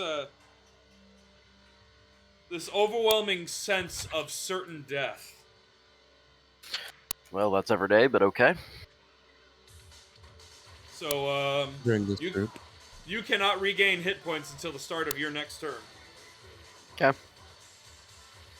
Oh, that's it? I thought it was going to be something a bit more extreme. Same. Well, I mean... Well, the thing is, you guys have gotten by because of the fact that you've been able to heal over and over again. And he's now removed your ability to do that. Join me in becoming a madness blob. Well, he can't do that. You gotta get through the dinosaur first. Yeah, he gotta get through the dinosaur. Alright, that's his action. And, bonus action. Yeah, he knows you're pretty beefy. Alright, bonus action.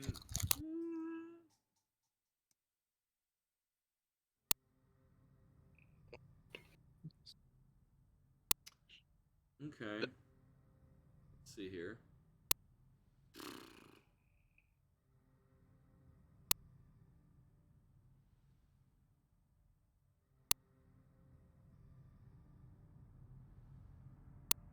Oh, shit. Okay.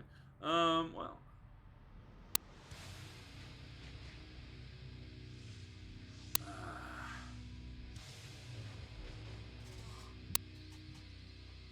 You know what? Yeah. Hey,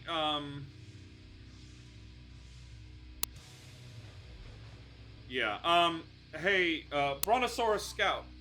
Yes. As he stabs you with it. Wait, hold on. I thought you said it was a staff. No, I said he attacked you with the staff and then with the short sword. Oh, I didn't hear the short sword. Yeah, no, you were stabbed with a short sword. You were stabbed with a short sword, weapon of certain death. You were first hit with a staff, and then he hit you with the short sword. So. No, he missed me with the staff. Yeah, he missed you with the staff and then hit you with the short sword. My bad. Anyhow, you.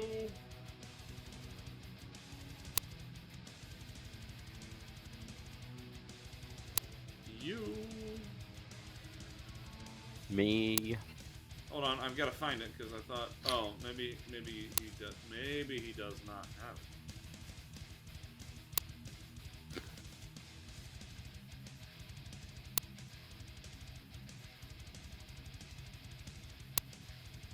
Oh, however. Oh, slashing. Slashing. Well, then that doesn't make it. That doesn't do anything anyway. That sucks.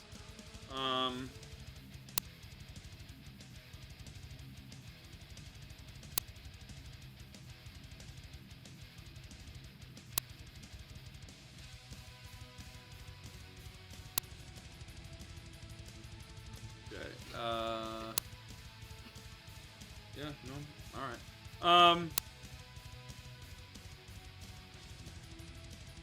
Oh no, yeah, I can't. Yeah, no, I need you to make a Constitution saving throw. There it was the whole time. A con save? Yes, please. As this. 21.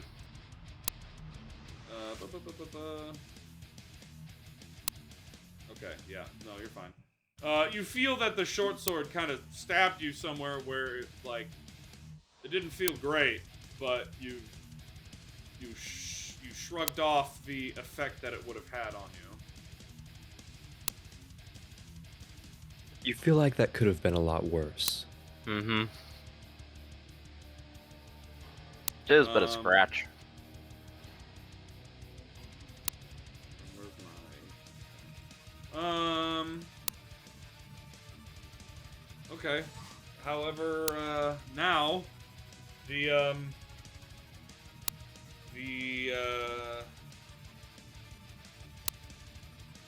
throne maneuvers its way to you. I would say it goes like about here. Well, how far away can? Okay, so from you.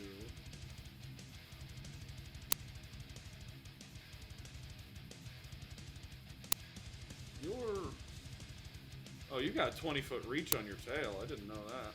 Yes, I do. Cool. Anyway, that doesn't matter Nice. right now. Because it's going to...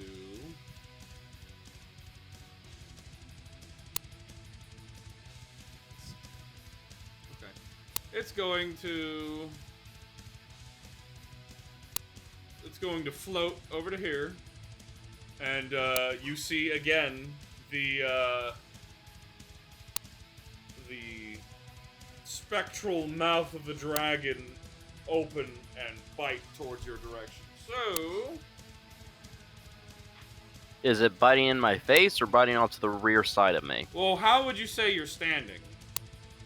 I only threw that on there like that. I would say you're probably about right with that, for the simple fact that my direction would have been carrying me towards the Sovereign from behind. Yeah, so... And I transformed and dropped, so yeah. So, first attack is the bite.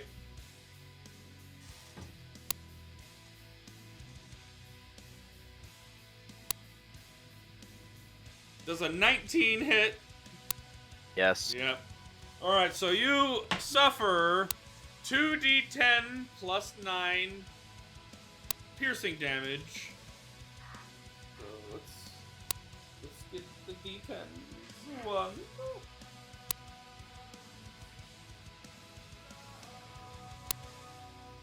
No. Alright, 2d10. So that's 19 plus 9, so 28. piercing damage, so 28 points of piercing damage, plus another 10 points of lightning damage. Okay, what does that currently put me at then? Well, hold on. So in total, you suffer 28 plus another, what did I say, 10? Yeah. So that's 38 points. So you are currently at 69. Nice. Yeah. Second attack. Claw. That's a 28 to hit. That hits. So that's 2d6 plus 9. So that's 18 points of slashing damage. Second attack, third claw, second claw. That's a 20 to hit. Hits. Another 2d6 plus 9. That's 20 points. Alright. So, how much damage did you just take? 20 points on that last strike.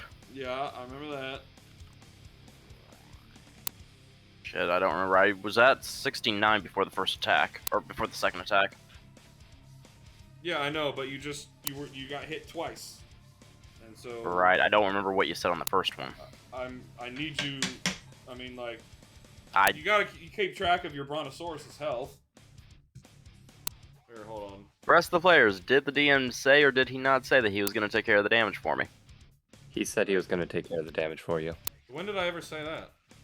When I transformed. Like writing it, like changing it on your token, yeah, but I never said I wasn't going to, always have it down because I have to roll all this damage.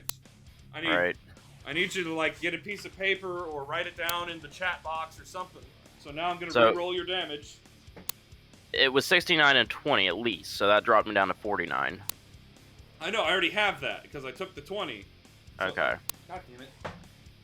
Alright, that's another 19 points of slashing damage just suffered. Again, so here, I've got it. 30 points, I've got it right here. Here, I'm gonna make this token controllable by you. Okay. So, alright, see if you can click and drag it. Alright. There you go. Alright, you worry about your damage again now. Yep. Please. Alright. That will... I actually think maybe... I think he's actually going to try and run. So, he's going to run 25 feet away. And I believe that puts him out of your range unless there's a melee weapon. What if he is moving 25 feet? That moves out of my range, so that would be an attack of opportunity. Yeah, so go ahead and make your attack. Oh, I'm gonna make that attack. Oh, it's now at disadvantage because he is displacing again. Okay. So that will be with the tail. 2d20. Using the 16 does a 24 hit.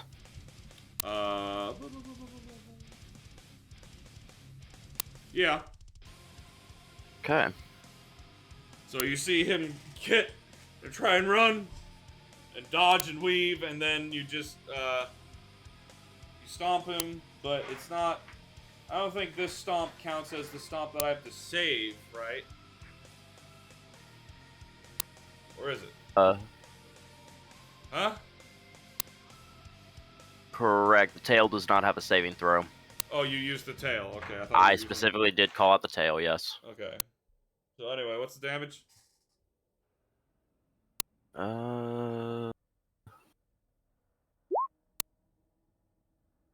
28 points of damage. God damn. 68. Wow. What? Ah! Yep, 28. He is looking wounded. Alright, but that'll end his turn. Wait. didn't actually use his bonus action, did I? I just had him attempt to use Stunning Strike on you. Yeah, that's all I did. Well then. Huh. I guess, bonus action. He's gonna spend another, key point to use,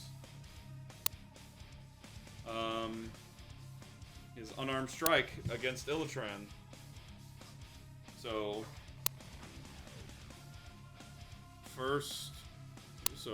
sorry, flurry of blows, my bad.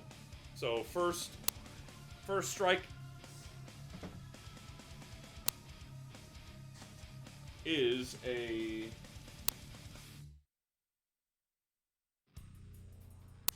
That's a 22 to hit Illitran, and that hits... So that's 8, I guess straight up 8 points of damage. Second attack, second strike, I should say. Oh, it's a... 31 to hit. That'll hit. That's another 8.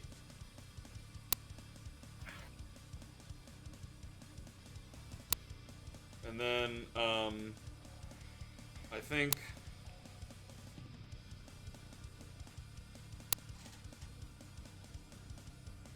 Yeah, I think on that second strike, he's going to attempt to use his,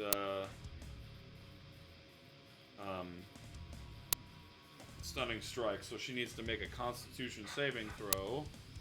That's another key point now.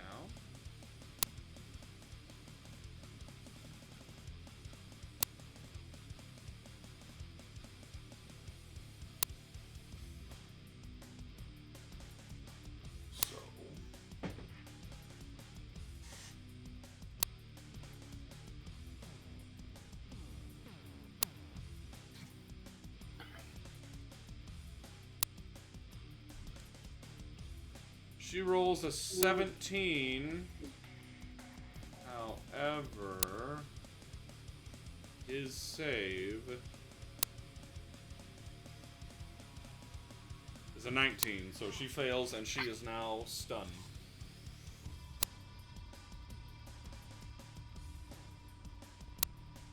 Illitran is now stunned. Now that'll end the Sovereign's turn. Novikov, it's your turn. What are you doing? Cry is all my spell slots are used. Joking. I'm going Oh wow, you're to... back. Why didn't you say something? What do you mean? I never heard you say anything. Oh. Sorry. When did you get here? I've been here the entire time. What do you mean? That's a lie. Anyway, glad to have you. It's your turn. I'm sorry. Your spells have been quite exhausted, but Just double checking. That is the guy. Oh god, it's not working. Why is it not letting me click? Are you on the right setting? Alrighty, so the guy without the name on him, he is the Sovereign, right? Next to Illitran. Yes, the Sovereign is here. Awesome. I am going to put a Flaming Sphere at level 3 right next to him, please. And then my turn. Okay, you said right next to him, where? To the right. Okay, so right there, okay. Yes. So, lasts for the duration, which is up to 1 minute, so I'll go ahead and...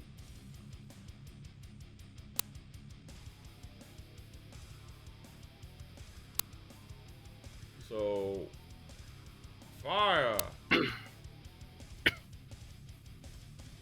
So, within 5 feet of the sphere must make a... Okay, so 10 fire damage. So, it says any creature that ends its turn within 5 feet. So if he ends his turn there, he'll suffer that 10 points of damage. So, alright, what else are you doing? Is that all you're doing? That's all I can do. Okay. Alright, next, Mirgoth is fucking burned corpse. Fenrir, you are a blob. Wee! Whee!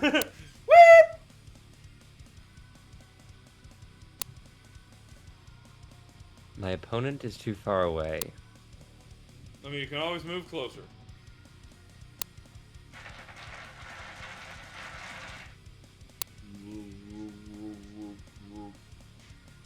Now, if I remember There's an correctly... Illithid in the way. Well, why'd you move up like that?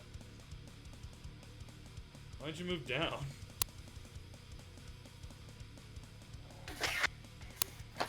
There you go. Well, hold on. Whoa, why are you going like that? Why aren't you just going in a straight line right here? Like, Am I allowed to go underneath the Brontosaurus? Why are you going underneath the... Gargantuan, I'm multiple sizes larger than you. That does work. Hold on, but no. But I'm wondering why you don't just... Here, just hear me out. Why don't you just do that? Technically, I could end up going 5 feet farther forward. Okay, okay. Same thing. I was just wondering why you're going at an angle when you could have just run straight in there. Plus, you have a range of 20 feet, if I remember correctly.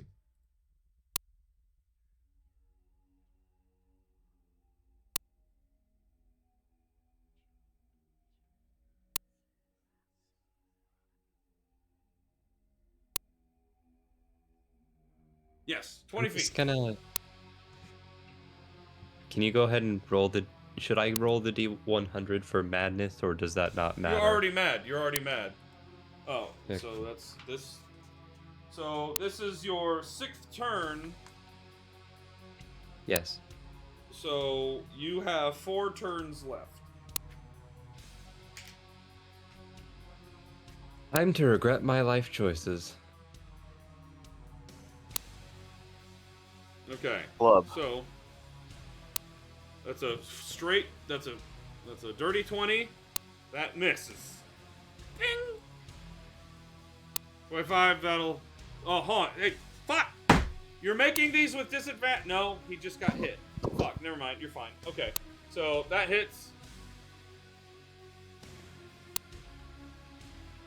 8 points of damage. Funk.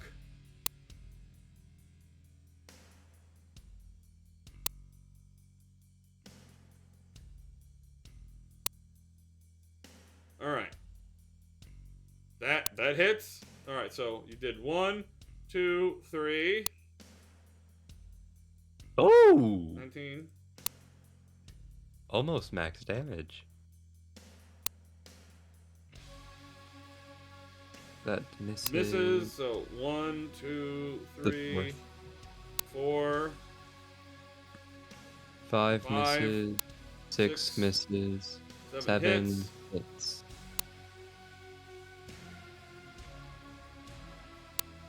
$15.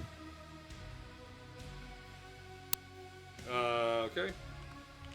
185, so that means that 8 hits for 6.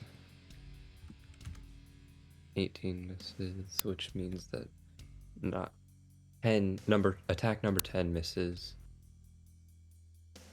Attack number 11 misses. Attack number 12, don't know. That is exactly his armor class with the shield. Yes.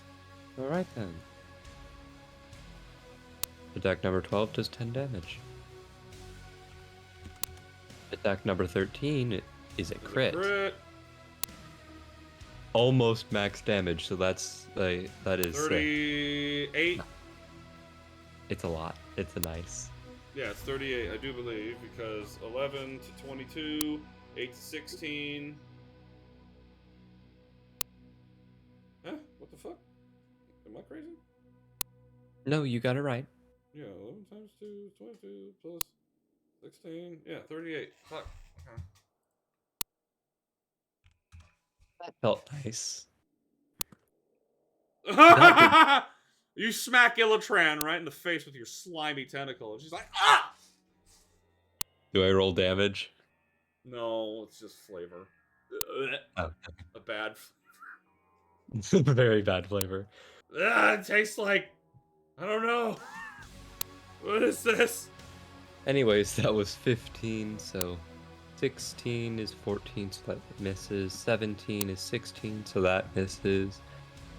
18 ends up giving him another mouthful Roll.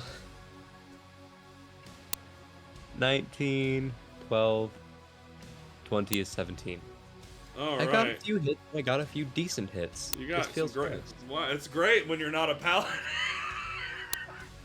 Oh, that's so funny. Anyhow, does that end your turn? Yeah. All right. It's now Greg's turn. Greg, seeing that he is the sovereign is I'll be right back. sufficient. Okay, seeing that the sovereign is being sufficiently harried right now, Greg is actually going to fly like around the floating chair, the floating throne, and let's see here. 1, 2. Well, you know what? Oh, ooh, that's a tough one. Okay. Have him choose to be the most annoying person he has ever met. Who? What? Have him choose to be the most annoying person that he has ever met. Who? What? Who? Huh? Pestering with purpose. Oh, right.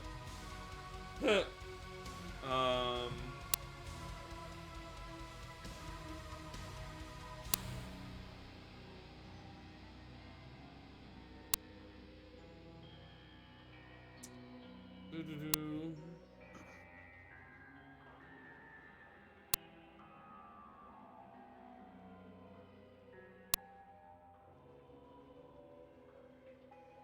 I'm just looking at something really quick. Okay. Doo-doo-doo. Okay, so Greg, I need to make a roll for him with a custom die. Or one. All right. Yep. Okay. You see him extend his tendrils out and grab poor Miragoth's burned, charred corpse and it into his body. Oh, That's deeply disturbing. Yep, he just ate his daughter. Well, it would be if we didn't know that it's kind of able to heal from death. Is regenerating their bodies. Anyway, that'll end his turn. It's not Illitron's turn. She's stunned, can't do anything. I believe she's stunned until... Oh! Fuck! Hey, Brandon! Brandon? Who's Brandon? Jurlong. The Brontosaurus. Oh, okay. Brandon! I think he said he had to step away for a second. Yeah, I thought he was back. Anyhow, all the damage he did does nothing, actually. I just realized.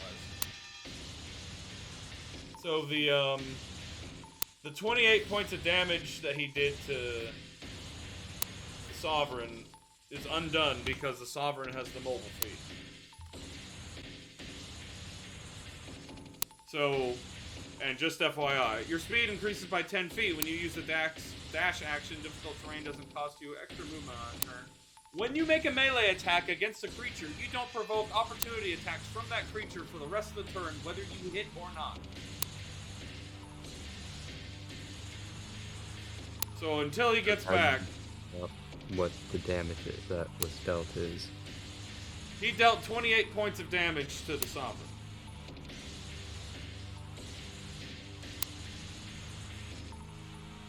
No, it's all lost. Which got him a lot closer, with your help, got him a lot closer to the end than, you know, without his help. Whatever we were actually doing earlier. Huh? Oh. Whatever the fuck we would have done without it. Yeah, so now the 28 points is undone. So, okay, yeah, just keep an eye on Brandon. Let me know when he comes back. Brandon! Anyway, alright. It's now Iltron's turn. Again, she's stunned, and she, yeah, she can't do anything until the end of his next turn. It's now your turn. Oh, fuck, he's not even here. Stop! Nindro. Alright, Scout, well, the only thing I can imagine is that Scout turns his happy ass that way. And tries to, like, over that way. What am I doing now? Hey, by the way, all the damage you did means nothing. Of course. He has the mobile feat. The mobile feat? Yeah, here, I'll read it to you. Mobile feat. Your speed increases by 10 feet when you use the dash action. Difficult terrain doesn't cost you extra movement on that turn. When you make a melee attack against a creature, you don't provoke opportunity attacks from that creature for the rest of the turn, whether you hit or not. This is the thing that breaks rogues. But I still dealt the falling damage onto him, correct? Yeah, because he didn't hit you, but the stomp damage you did as he ran away, you didn't actually get to do that. Alright. You just didn't do that. You didn't, because he has the mobile feat, and when he stabbed you, you were like, ow! Where'd it go? Gotcha. Alright, anyhow, it's your turn now, and I was about to say that I can only safely assume that you would try to get to him. It is my turn? Yes, it's your turn right now. Okay. Is there a reason I'm cockeyed at it? Yeah, because I was gonna have you run over to Tharsis. I mean Sovereign. Fuck. I was gonna say I don't need to go to Tharsis.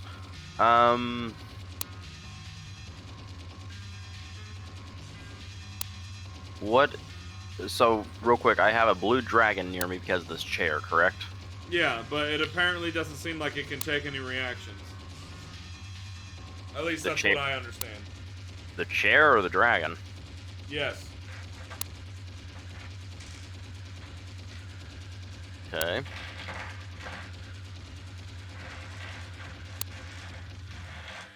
Yeah. I will go to the Sovereign and try to stomp him. So you're, just FYI, you've got pretty good range, so you don't even have to be that far. Yeah, I got 20-foot reach. Like, you literally are there anyway. You're there right now. I mean, I don't know if I'm supposed to make you bigger or what. Well, a Brontosaurus is gargantuan. Yeah, I don't know the square footage size. Gotcha. I thought it was 3 by 3, but is it more than that? For a gargantuan, I'd imagine so. Hold on. Gargantuan is 4 by 4 as far as I've been made aware. Okay, I'm just making sure. Okay, so usually take up 20 feet by 20 feet. Okay, one more. You're a big boy. Big fucking boy. You didn't need to.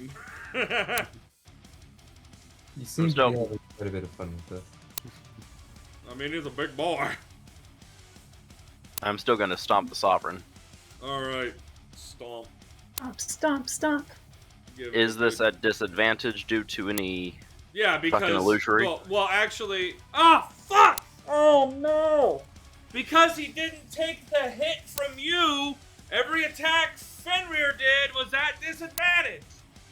Fuck that. Oh No, man. I mean, not fuck that. That's my. What the fuck do you mean, fuck that? That ain't your call. I'm well aware, but that is a fuck that type of amount of effort for this small detail because we realized that, Here's the thing! You rolled 20 times, so all I gotta do is count up 10 times, and there's the rolls. So, you would have hit... No, you wouldn't have hit on the first one. You wouldn't have hit on the second one. You wouldn't have hit on the third. You wouldn't have hit... Hold on, sorry, hold on. Alright. No.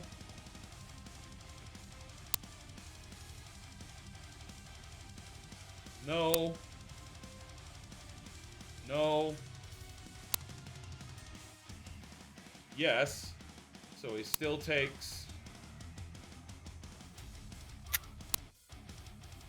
6 damage. And then no. Yes, but it wouldn't have been the 20, it would have been just the 10, so 16. And then What are the requirements for breaking this illusory state? you have to hit him once. So, well, if you hit him once, it doesn't fucking matter. Alright, fine. We'll go with your fuck it, Creo. Anyhow, go ahead and attempt to stomp. Disadvantage? No, he's been hit. I imagine a 26 is gonna hit. Oh, 26. Yeah. So with that being a stomp, I need him to. Well, hold on, let me roll the damage on that. 5d8 plus 5. Will give a total of 34 points of damage. Okay. And I need him to make a strength saving throw.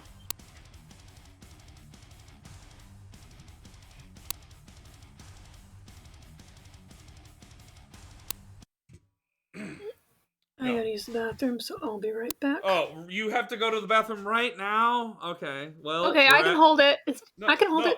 No, I'm just bleeding, that's all. We're at a pause. Everyone go to the bathroom right now. Whoever needs to, I guess I should say. Tim, the reason why I didn't know it was my turn is because it still shows Nindrol on the turn order. Yeah, I know. Again, your character token is on the GM side, and so in the turn order, it is highlighted Scout. Nindrol is still one more. But I was, calling for you repeatedly. But that was still while you were gone. I didn't know you hadn't come back yet. Yeah, sorry, I was trying to help my wife take care and get the kids to bed. Right. Well, I guess I can move you to the token layer, but we understand. We know. Well, I'm gonna go to the bathroom too.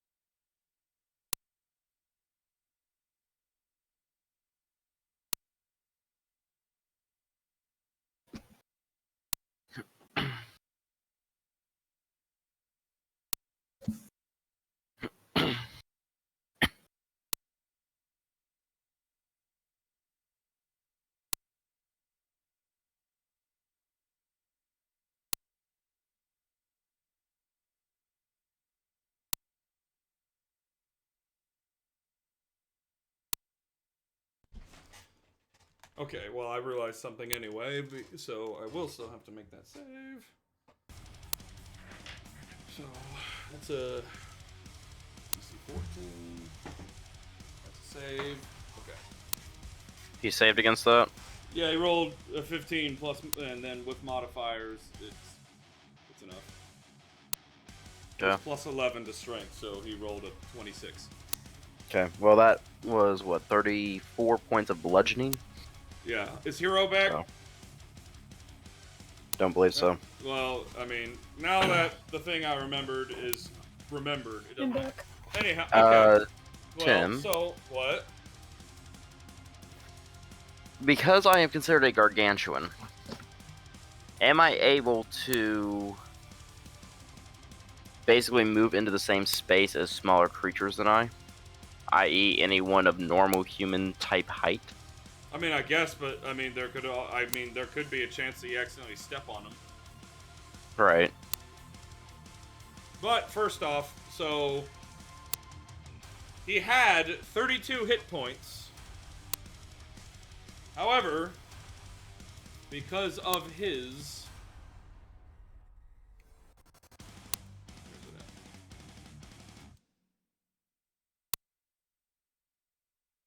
Where are you? Okay. Because of his mastery of death, he automatically spends a key point, and he is knocked down. So he's at 1 effectively. Yep. Okay. Anyhow, that ends your turn, or no? Yes, it will.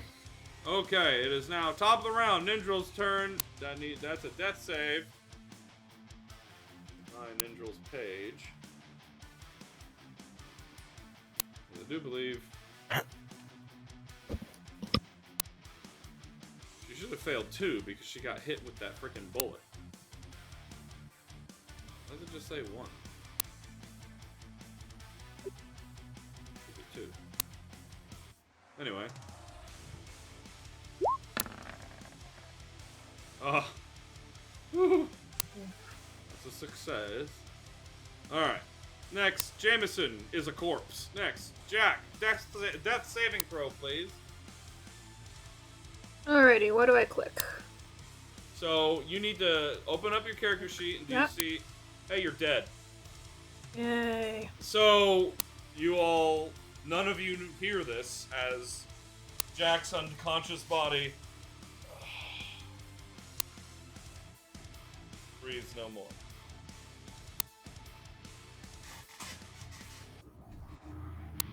Oh, sorry. No, Nindral just had the one... Oh, sorry. It was you that took 2 two hits.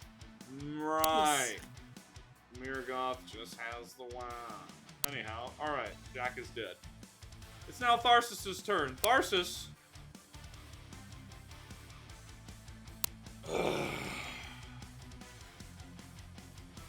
Alright. Now... Okay, we're just gonna do this. Alright. Fucking... Alright, so Tharsis looks behind and sees this utter carnage behind him. And he just looks like he thinks to himself, and he quickly... He drops his hands and turns, and you see he does the teleportation that you're also used to him doing, but he does it like super fast this time. And he goes from here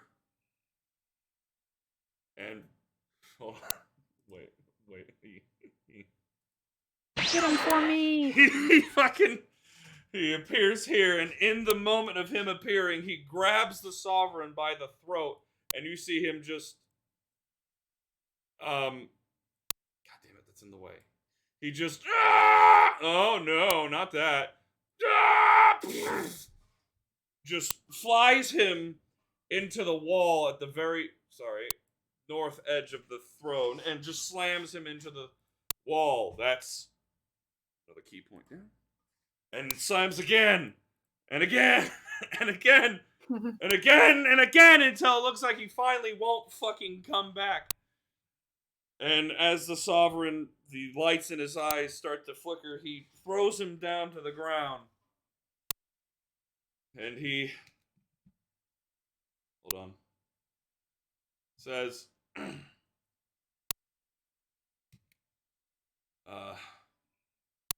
Sorry. He Tharsis kind of is hovering over him, looking down at him, and the Sovereign kind of falls to his knees and... So, is this how the work started by my creators ends?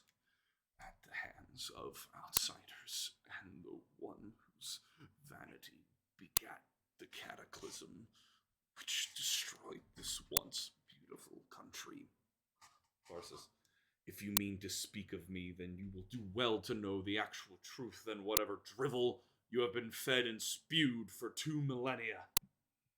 It doesn't matter. If you defeat me, my impetus for existence will be not, and all will be lost.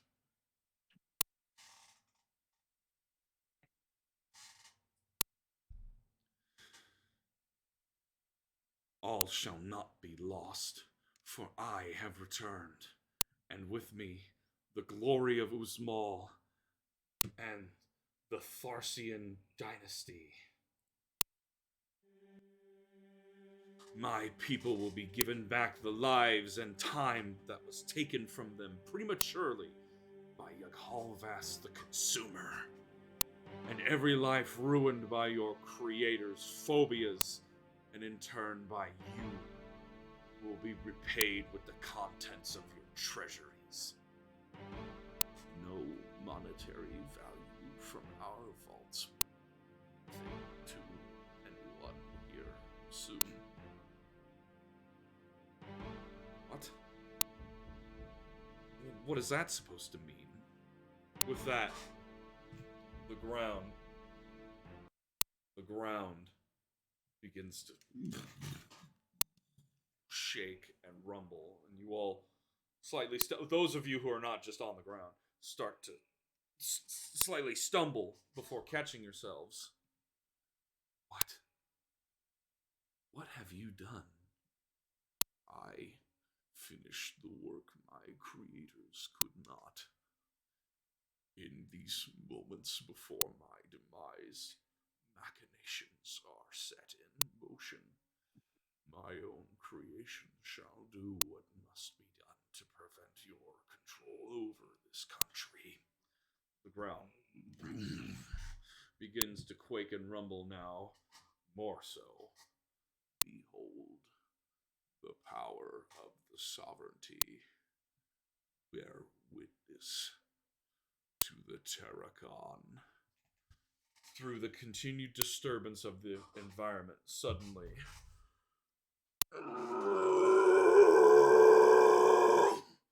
bellowing from some place outside comes forth a scream, and all the windows shatter and crash inwards from the shockwave. Tharsis flies over to the nearest window, which would be that one, and gazes outside. What fresh hell is that? Looking from the inside, those of you that can, even from the low perspective you have on the windows, the only windows that you've been able to see have been like here, and I think I had one here and here.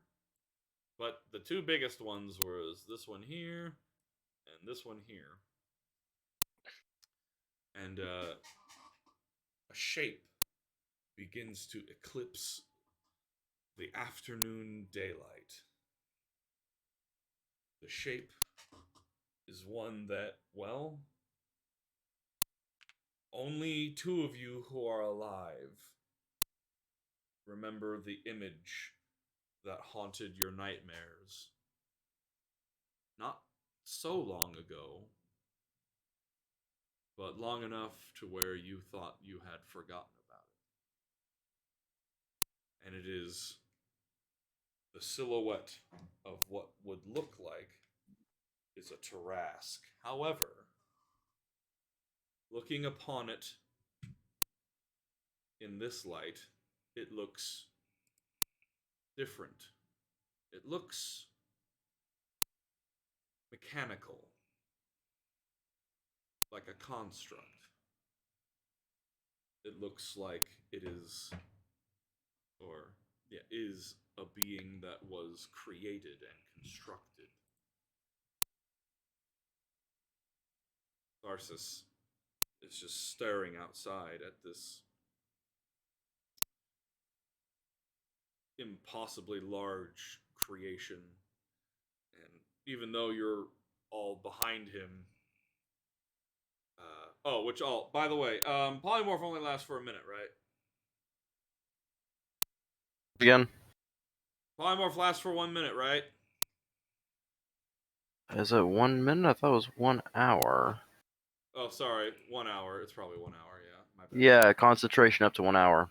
Okay, 1 hour. If you're still concentrating on it anyway. So Yeah. anyhow, well, it's at least been 1 minute. So, as this Quick all question. happened, Jack Shellington's dead, right? yes. Yep. However, as you know, Greg is kind of acting as a Sorry. Med Bay. Greg is kind of I can't acting. hear you. 1 second. What? Why not? Greg is acting as a fuck you Can I mobile. talk again, sorry? Greg is acting like a mobile. Yeah, I guess medbay. I was gonna say he's acting like a cloning pod. There we go, sorry. A big ol' fuck you mobile to death.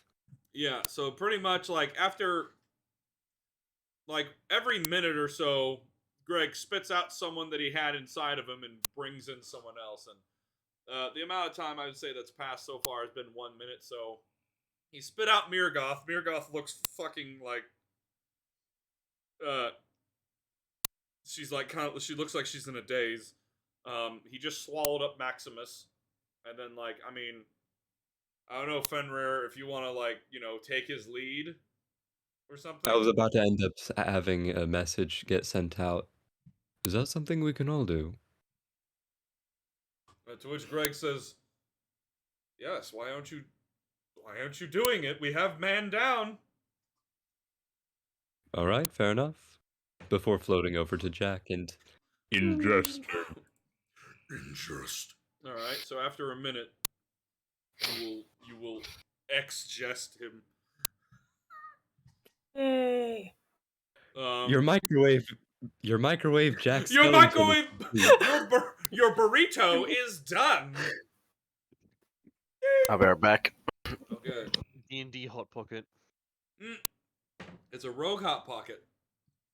Anyhow, as you guys are all doing this and trying to essentially prepare for what seems to be another battle. Oh, she's no longer anything. She's fine now. If anybody's suffering from anything, they're fine now, except death. You're not fine. You have to be healed, though. Tharsis, to whoever, I guess, perceives him, he looks incredibly angry. It's just the back of his head that you're seeing, but you can see that his aura is just changing. And he turns to the Sovereign, and he says, "I will deal with you later." And as he snaps, the Sovereign goes, "Nope!" And he just, essentially, you see just like this burst of, like, I guess dust, you could say, as the space he once inhabited, he no longer is there. He's just dust in the wind. I'm sorry, but this is a legit... Sorry. Go ahead. This is a serious question, but his aura changes with his mood, right? I would say, like, you are noticing a legit malice is because of how possibly annoyed he is with all of the shit he's having to deal with just to take back his country. Which, to be fair, he's invading a country. He would assume he couldn't get it done in a day, but here he is getting it done in a day and is getting mad that it is not getting done in a day. What's being done in a day? Him trying to take over his home country. Anyhow, you just missed that he said, "I'll deal with you later," snapped, and the Sovereign turned to dust. He snapped the Sovereign. Thanos snapped the Sovereign. Well, you guys, like, there is Thanos. You guys, he didn't get turned to dust. You just see the fact that he was there and then, like, disapparate, like, as if he was moved from this plane of existence to another, and, like, what was left on him, like, the little bits and pieces of dust and, like, the ozone coming off of his armor from the bolts, erupting. It just all of a sudden stopped. Anyhow, after Tharsis did that, he turns and looks out this broken window again, and he starts. Well, I guess he's kind of whispering to himself, but I'd say most people here who are alive could hear him. Can hear. Oh, and then the shield just. Oh, sorry, no. The shield hits the ground, and the throne is kind of still there, but I guess it just hovers its happy ass back to there because it doesn't really care. I guess. But Tharsis starts speaking to himself. One thing after another. I am sick and tired of all of these distractions that stop me from taking back my home! And he flies outside. And you see as he flies outside, he starts to... You start to see the shadow that he leaves grows bigger and bigger and bigger. And to those that are noticing, he is just becoming large. He is just getting bigger and bigger and bigger. And, oh my lord! And eventually, like, you cannot see most light coming in through the window. I don't know if anybody wants to try and run. I know that like Illatron has enough wherewithal to try and look out the window.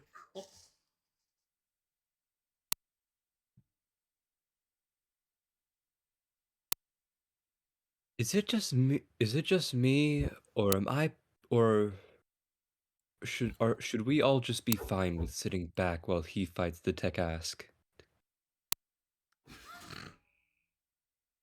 It's Terracon. Fenrir would have no way of knowing that, so he's just going off of what he thinks of it. You heard the Sovereign say it. For me, you were cutting in and out a lot, so I missed. The Sovereign said, "Bear witness to the Terracon." Ah. I still feel like Fenrir would refer to it by a stupid name for the sake of denouncing its worth. Anyhow, I would say at this point in time, Maximus gets spat out, and he's just like, "What the fuck?"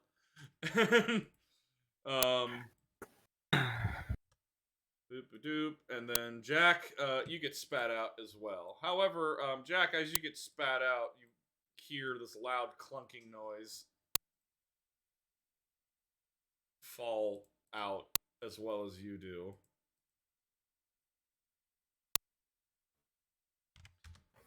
So you look over and see the guns are like laying there, but you realize the guns don't look like they just fell.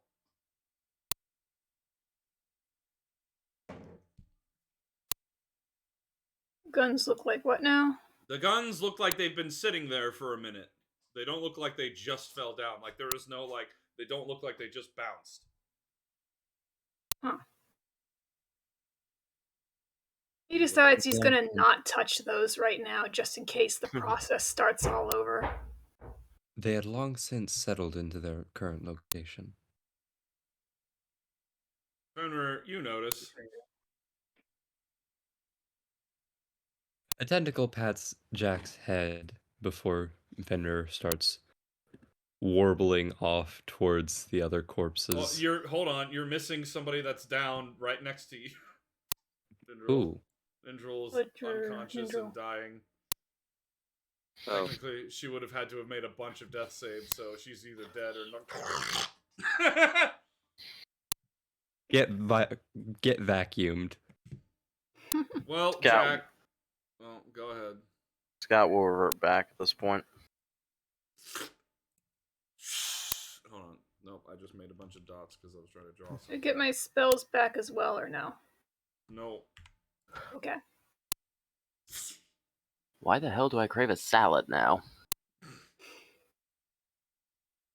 Now I'm just laughing at the fact I'm just laughing at the idea of a necromancer doctor. Hey, Doc, can you help me? I think I got a sprained wrist. Well, I can't exactly give you a cast or anything, but Cox shotgun. I can do you one better. Hey, Jack, so Yes. you, like, feel this weird, like, sensation in your left arm. Take a look at my left arm. You look at the ground and see that a prosthetic hand lays there, unmoving. Oh shit! Gotta put that back on. You reach out for it with your left hand, and oh. Anyway, so He sits down rather suddenly. Greg sucks up Lonson. Actually, Greg would. That's a tough one. Greg will suck up Lonson. He's known Lonson longer than Jameson, but he moves over to make sure he can pick up Jameson quickly. So Jack is currently having a panic attack. Anyhow, is anyone going to look out the window at all? Well, Are we in? Stance known. I am perfectly fine with sitting back while he fights the thing. Or Jack doesn't really know what's going on. He just knows that the Sovereign and Tharsis are missing, and it's gotten dark. His arm is back. The most important thing to him right now is that his arm is back. Yeah, I mean, you got regenerated. Really, this should have happened when you exited Tharsis for the first time. Oops, it's fine. Anyway. Tharsis forgot. Yeah, probably. Tharsis didn't know. Tharsis didn't think about it because he had a lot of things on his mind. Yeah. Like now, he is currently going out to... You don't know what he's doing. You just are assuming he's fighting the Taras. You haven't checked to see what he's doing. Only one that's done that is Illitran. Then she just turns back and she says, "My gods, he's huge!" I'm not surprised. He is a planet. What? What? Well, that's all Jack says. I guess I could understand that. I'd say the flame has gone out by now.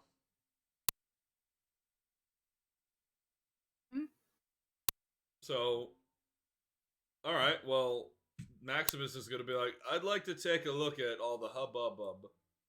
Whoa. Mirgoth is like, "I'm kind of freaking out, but okay."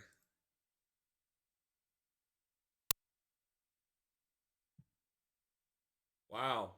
This is great. You guys should see this. You're really desperate here, aren't you? I don't want the thing to fucking happen and then you guys be like, "Oh, Alright, so Jack fly to the window. Gets over himself and he flies up to the window. Okay. Trots on over behind the others and kind of watches. Fenrir picks up all of the weapons as well as spare arm on the floor. I'll pick up the weapons! Well, so when you pick Jack up the weapons... Don't touch those! When you pick up the weapons, he already said he did it. You start hearing... Oh, no. Shit. You start hearing a new owner processing, and then after a second, cannot process. Cannot process. Okay. And then you pick up his arm, too. Did you say you pick up his arm? Yes. Oh my god, it's like that scene from like Toy Story where he picks up Woody's arm and brings it. Oh. And it flops. Yeah, it's just there like a Pinocchio arm. I'm just carrying them in case Jack wants them for later. Yeah, so you float. However, oh sorry, I was trying to bring the guns along with you. However,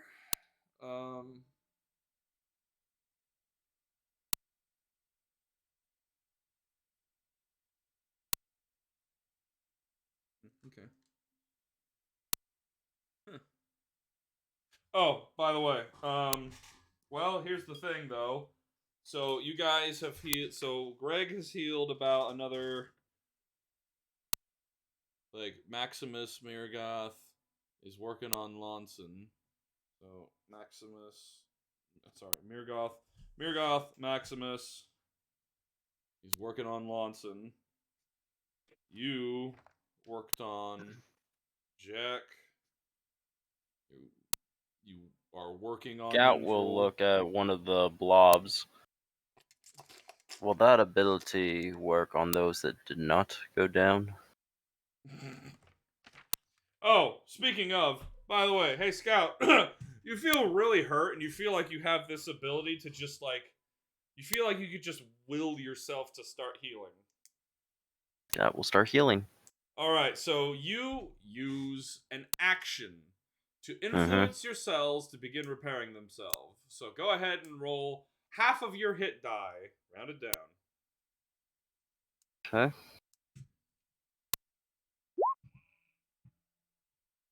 Rounded down. Yeah, my hit die is 11d8. That's Oh, 5d8 right there. Sorry, I looked at it weird. All right, so you heal 28 hit points, and now you continue to do this every 6 seconds until you're healed for 1 minute. Remember, you can only use this once per day. Say that again. 28. Huh?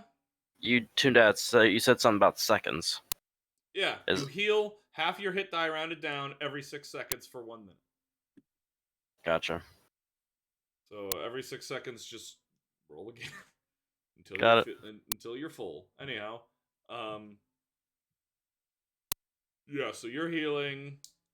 But yeah. So you all look outside finally, and you see that Tharsis has become this impossibly sized being, and what you saw of the Terracon is that it almost seemed like it erupted. I guess from, if you're looking at, you're looking at the map of Allery Scary, it kind of looks like as if it erupted out of like the mountainside that lies to the east of Thravosis. So,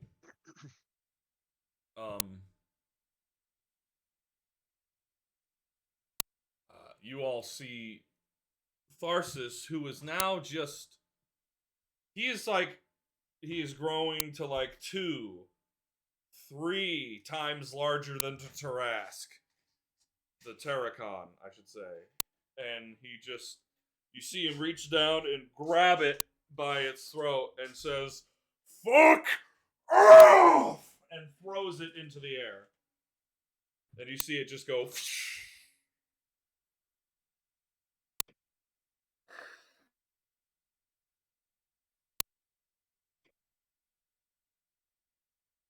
Okay, so we all know how he's a god of unimaginable power, right? Mm-hmm. Yeah. Why didn't he just revert to his island form while down here? Well, I'm kind of wondering why we're not doing something weird like being slammed into the ground or floating to the ceiling, because remember when we fought the planet? Well, he's not currently the size of a planet, is he? No, I guess not, but... I mean, you know, when you get really frustrated and the adrenaline gets going, you are capable of more than you thought. You're also capable of diverting the tides. Yep.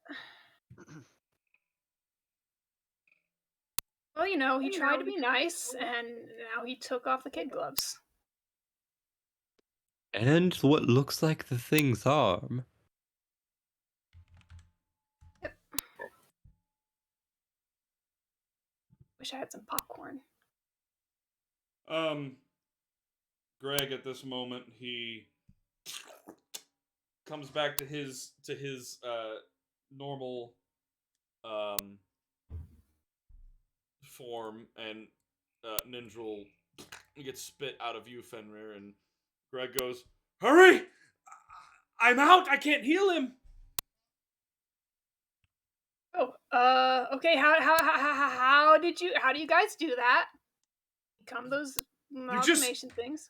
You just kind of will to do it, I guess. It's weird. You just think about it, I guess. and like Tharsis spoke to me, kind of, and then it happened. The only thing you ever need to do is really want to do it. I mean, yeah, I really wanted to strike lightning at him, and I said, "Oh my gosh, I did magic!" Jack sits down again and has another panic attack. ADD. Hey, what's wrong with a bit of magic? No, you don't understand. I can't do magic. Like, it ruined my life. Like, my parents hated me because I couldn't do it. My sister could because she was a prodigy, and they just didn't love me because I couldn't do it. And I can do it. Oh my, excuse me. Jack, Scout, you fly over to Jameson and you kneel down and try and pour the healing potion, but you can't really see his mouth very clearly, and you try and figure out where it is, because okay, this is his head, so his eyes are there, so his nose is this, his mouth must be this. You try and open up his mouth, and as the charred and burned body kind of cracks and stretches, and flesh starts to peel off of his face as you try and open his mouth to give him a healing potion.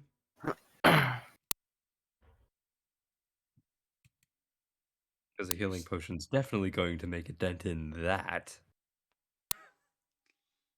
Well, no sense in not. I did magic. I don't think I can do anything to help him on that aspect. Holy hell, I did magic. So Tharsis starts he starts shrinking back to normal form and kind of flying his way back to the keep, and he kind of flies up and over everybody, and he just kind of goes to the throne and settles down on it. Finally. It's done. Welcome back, Ocean Man. Oh shit. And then he says, oh shit, and he nope, that's the throne. He says, oh shit, and he hovers over to here, and he then looks to the rest of you and says, so, have you all learned the power that I have given you? The powers? There's multiple. There's quite a lot, actually. I'm kind of surprised.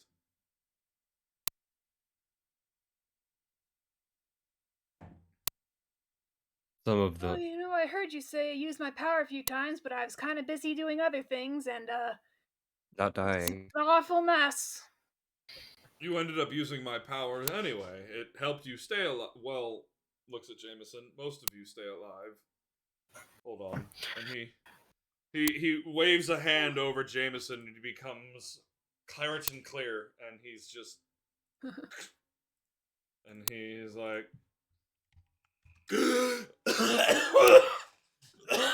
Oh, I feel like someone tried to pour something down my throat, and my throat was disintegrating.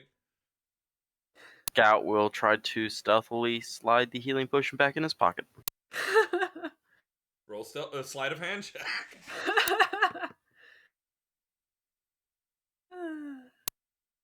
Oh, that's... He probably didn't see it. I did it to myself. That was sleight of hand of 18.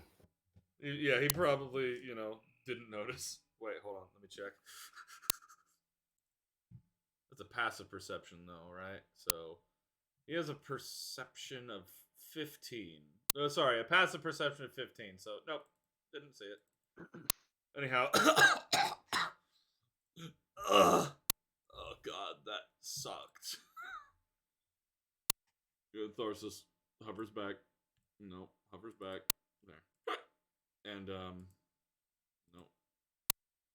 There. He catharsis? Feeling a lot of catharsis there? He just stares at you. I'm sorry, I'm having a mental breakdown and just trying not to... Jack just, busts out crying. And just curls up crying. A comforting tentacle attempts to pat Jack. He's, very far away for some reason. Yeah, Jack, he ran to, just hide behind the pillar so no one would look at him. Makes a statement from behind the pillar, 30 feet away. Yep. He probably hid. You have no idea where he is, Fenrir. I should roll stealth, shouldn't I? Yeah, but you break Let's it when see. you speak out. Roll stealth again. I'm doing quiet crying. Hey, is the shield still here? Yeah, it's sitting on the ground. Wow, That's the Okay. lowest stealth I've rolled. Wow, in I a think everyone sees you actually.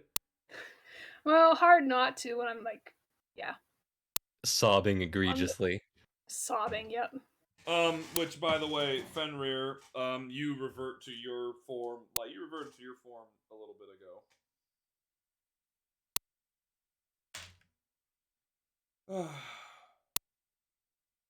That's a paper down. Anyhow, to answer your question, yes, the shield is still there. There are also a few other items scattered around the battlefield that I know some of you are wanting. Fenrir's more worried about Jack at the moment. Okay. I'm gonna pick up a rapier that I see on the ground, if I see one on the ground. So I would say I want you to pick up the Vorpal blades. You need to go that direction to find a rapier. I think. I thought one of the rapiers was a Vorpal. No, Vorpals are great swords. Oh, fuck. The rapiers are rapiers, but they looked magical. Yeah, I'm going for a rapier. Okay, One of the scimitars is over here. Yeah, there's a scimitar right there with Jack's blood on it. So, in total, there are 2 rapiers, 2 double-bladed scimitars, and 2 Vorpal greatswords that are around the battlefield for you all to attempt to find. Well, it's not going to be that hard. They're fucking magical and they're glowing, and if anybody has detect magic, they're going to find them immediately. You keep cutting in and out, Tim. Ah! I said they are magical weapons, so they probably have a slight glow, but also, if anybody has detect magic, like the fucking wizard or maybe the druid, it'll be pretty hard to find them. And there are 2 wizards here, so it could be pretty easy to find. Wait, does Illitrand even have detect magic? I mean, it's kind of like a staple. Yep, as a ritual. Yep, so, yeah, no, you guys can find everything pretty fucking easily. So, to whoever, remember, you guys also do still have variant encumbrance. It's been a while since we had to worry about that.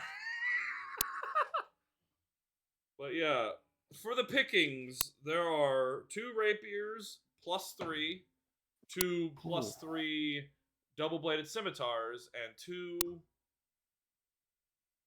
Vorpal greatswords. I'm gonna take one of the great swords. Okay. I'll take a rapier. Can I just lay my old rapier with the other one to make it look like they're... Do they look similar at all?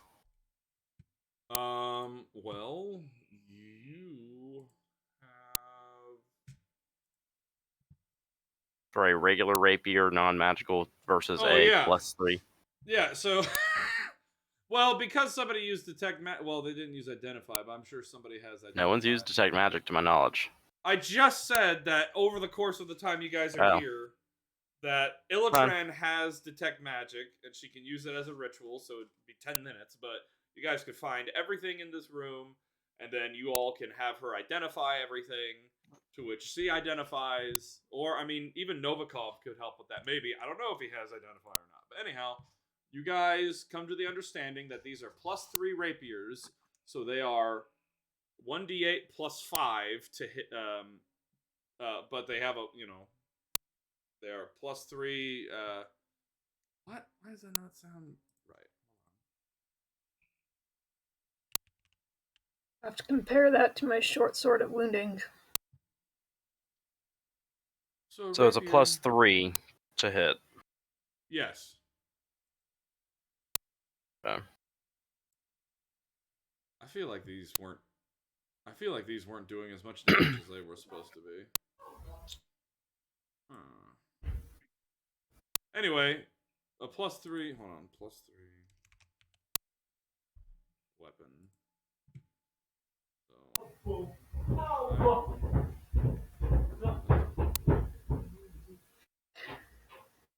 You have a +3 bonus to attack and damage rolls made with this magic weapon. So it would have been a 1d8 +3 and then plus your dexterity, plus your proficiency. Wow. Okay. Anyway, moving on. So you guys understand that you've got. There's a +3. There are 2 +3 rapiers. There are 2 +3 double-bladed scimitars. But those are... Okay, hold on, I'm sorry. So the rapiers are martial weapons. The double-bladed scimitars are martial weapons. The vorpal blades are...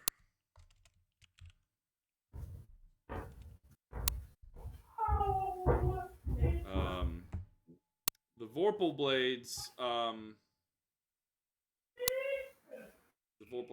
vorpal greatsword is a martial weapon.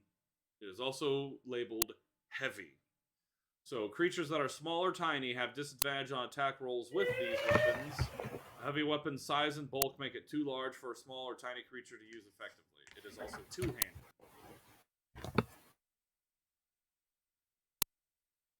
I feel like it just says martial weapon. Aren't they supposed to say something else, like simple or? Right? Like, am I crazy? Like, because a rapier is like a finesse weapon, but it's a simple weapon, right? But you say your proficiency is scout, for example, say simple weapons, hand crossbows, long swords, rapiers, short swords. So it should be a short bow, not short sword. Oh, maybe. Hold on. And then, that's the whole reason I use the short bow. And then Jack is also the same thing because he's a rogue. Simple weapons, hand crossbows, long swords, rapiers, short swords. So then, for like Fenrir,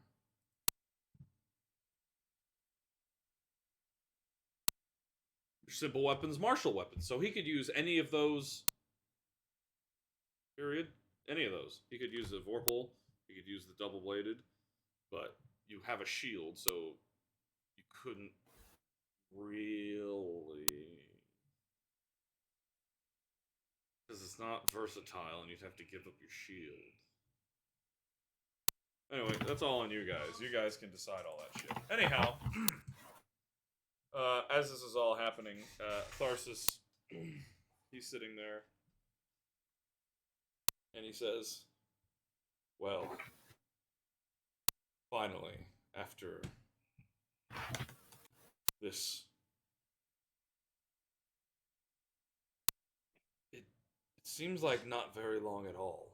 It only seems like we were doing this for, like, 4 hours, if even that. Because the assault pretty much started at noon. Currently, it's about... Oh. It's only past 3.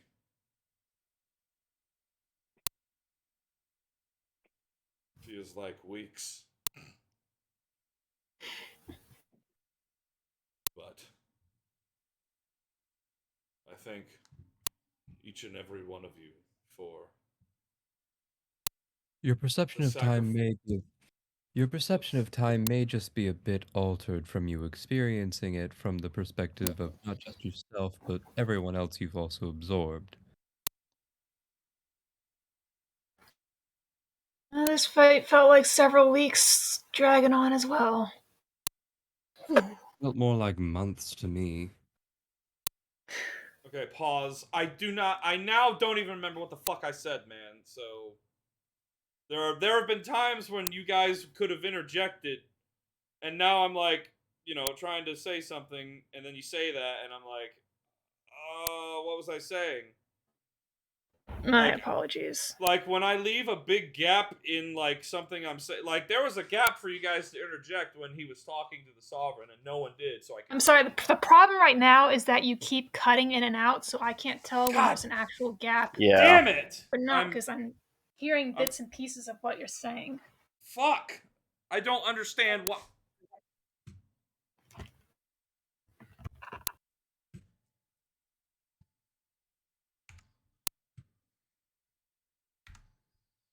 Okay, let's try this. Not that. Let's try closing Discord and opening it back up. God damn it. I don't know why I cut out. I don't get it.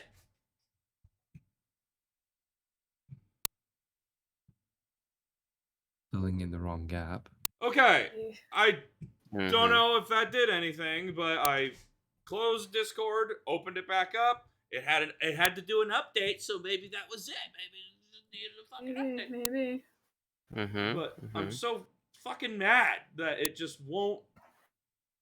That because of this hardware issue or maybe internet issue, it's causing an issue with everything else. When I know you guys aren't trying to, make it an issue. So I don't know what the hell I need to like turn on or turn off. But damn. Last time it was roll 20. This time it's mic issues. There's always something we need to do with online. Anyway, all right. Anyhow, okay, I remember now. I wish to thank you all for the sacrifices that I know you have made and have made over and over again today. And I will inform you now that, as I promised you earlier, I will not look at this without gratitude. And that you all have my thanks, and that for as long as you all live, you have an ally with me. The only thing I've really sacrificed has been my weekend. It's only the first of the year. What, did you have New Year's parties to go to? Oh my goodness. Well, you are very welcome and glad to have been of help. And there's so much I want to say that I don't know how to put into words because I am having a mental breakdown. But yeah, it was fun. That was cool. We saved the planet. We saved your city. And Happy New Year. Huh. Yes. Happy New Year to a new millennium. Yeah. The year 2000. To a new you. To a new us. You all I drink to that. You all are probably never going to be the same after the experiences we've had over these last, I guess, 2 months.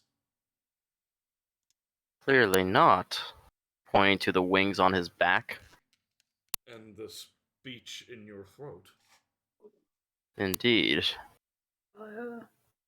But to reconcile with the burden of dealing with this today, I wish to ask of each of you, where do you want to go? And you will be there. Ooh. Question of the year. We'll actually get to go there, unlike before when we were interrupted, right? Yes, that was unfortunate, and I would have rather have done what we were planning, which was to just come back to this at another time, but it seems that others had a different idea. Indeed, indeed. Rude much. So first off, the Crimson Lash all walk up. Boop a doop boop. Boop. Boop. Wait, hold on. And, well,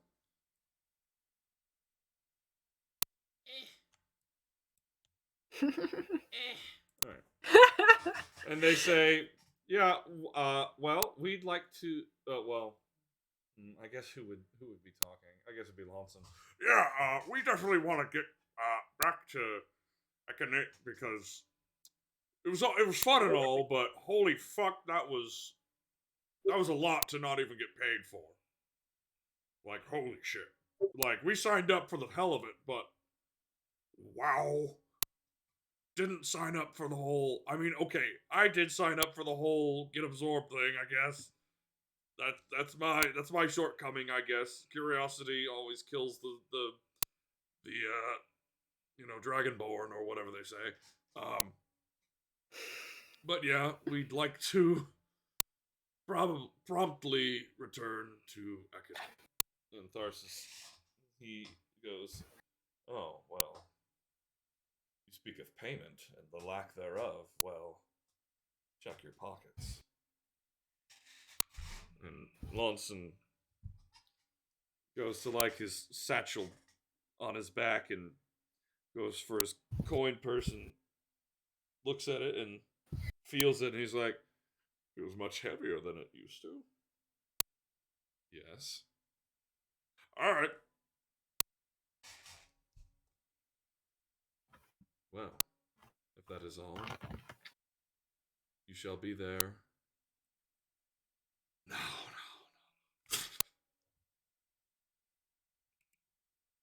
And they are gone. This kind of feels like it's slowly ending the campaign. There will be more adventures, I'm sure. Well, so the idea was that, okay, pause, out of character, the idea is that, remember, you all can communicate to each other, like, without limit now. Yes. Mhm. So, it'll literally be like, you guys are gonna go to where you're gonna go, and the person who's, like, the leader of the party was going to say, hey, by the way, everyone, you know what? Don't worry about it. We'll get there when we get there. Shush. Continue. Jameson walks up and says, could you send me to... Oh, shit. How to say it without saying it? Could you send me, about... He wants to go see his kid.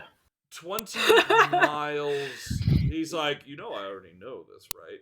Oh yeah, you read my mind. Could you send me there, please? You do know everyone else in this room has read your mind, right? Yeah, I'm trying to make up for the fact that I was kind of stupid earlier. Just We'll go make see memory- your kids. When have you not been New stupid, memories for your Jameson? kid. Shut up, Scout. You don't even... You couldn't even talk before. This is true. Just go see your I kid. also didn't get scared off by a goose. Listen, the goose could have killed all of us. We're lucky that...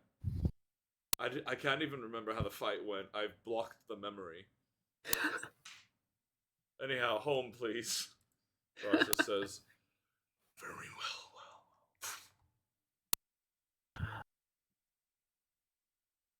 Greg steps up and says, would you please send me to the Ephir Conclave? There is so much that I need to inform them of, and I feel like writing it in a letter would not be sufficient. Very well. Maximus walks up. Yeah, second for home, please. The same one? No, mine. I know. As you wish.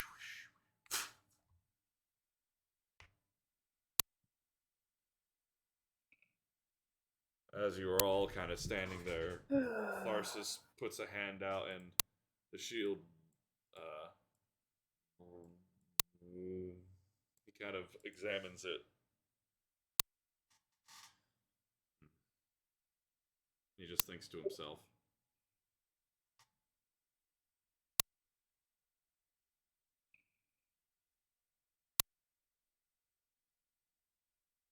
Wow, nobody? No? Wow, okay. I'm sorry. He's Nobody. usually I'm sorry. One of my Look. friends is like constantly sending me a Oh. DM constantly, and I'm trying to ignore it. So Just it's be like, I'm in a game. Give me 33 minutes. Just like, don't. Why are you talking to me? Well, usually the one that would do. Usually the one that loves to do insight checks isn't here. So, mind. Yeah, I'll do an inside check to see what he's thinking. Okay, Sure, please. insight check. Well, you're way too far away. Okay. You're way too far away. Jack's a little busy with himself. He's working on that, as well as while everybody was still in the process of getting teleported away, Fenrir ends up placing a now humanoid hand on Jack's shoulder. Thanks, mate. I really appreciate you. Oh, lovely. Are you... You say humanoid. In what form? He's currently a dragonborn. Jack looks up, like, blinks. The hand is a lot scalier than you thought it was. What the hell? Anyway, alright, I think I'm done having my existential crisis. Anyhow, Brandon. So with the 15, I'd say, you can see this contemplation of, like, the thoughts of, like, the crest of my enemies. It will now be above my head and will be some sort of, I guess, trophy. His mind is of melancholy and misdemeanors. I was gonna say, I'm hearing your friend message you now over my Discord. Really? Oh, jeez. Tell them hold the fuck on. I'm kidding. I don't know about your friend, but anyway.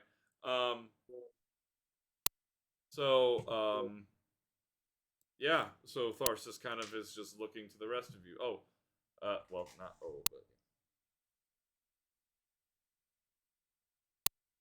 Oh yeah. Never mind. Probably doesn't matter. Yeah, we'll step up. Or hover up at this point. Flap. Yeah. Flutter. You don't hover. Wait, hold on. No, not with the wings. I'd be able to flutter up or fly up. You'd be like a hummingbird. You'd have to flap really fast. I would say you fly over and then land gracefully, and Tharsis sees you. Oh, fuck, I just reloaded the page. Tharsis sees you come over and he says, young scout, how do you feel about your new form? Liberated. I must say, I have a mind of my own now. I can achieve flight whenever I wish. Young scout, never forget, you always had a mind of your own. What you didn't have was that freedom. You were bound, and I found that I could break your chains. So I did. With how liberating it feels for what you have done for me.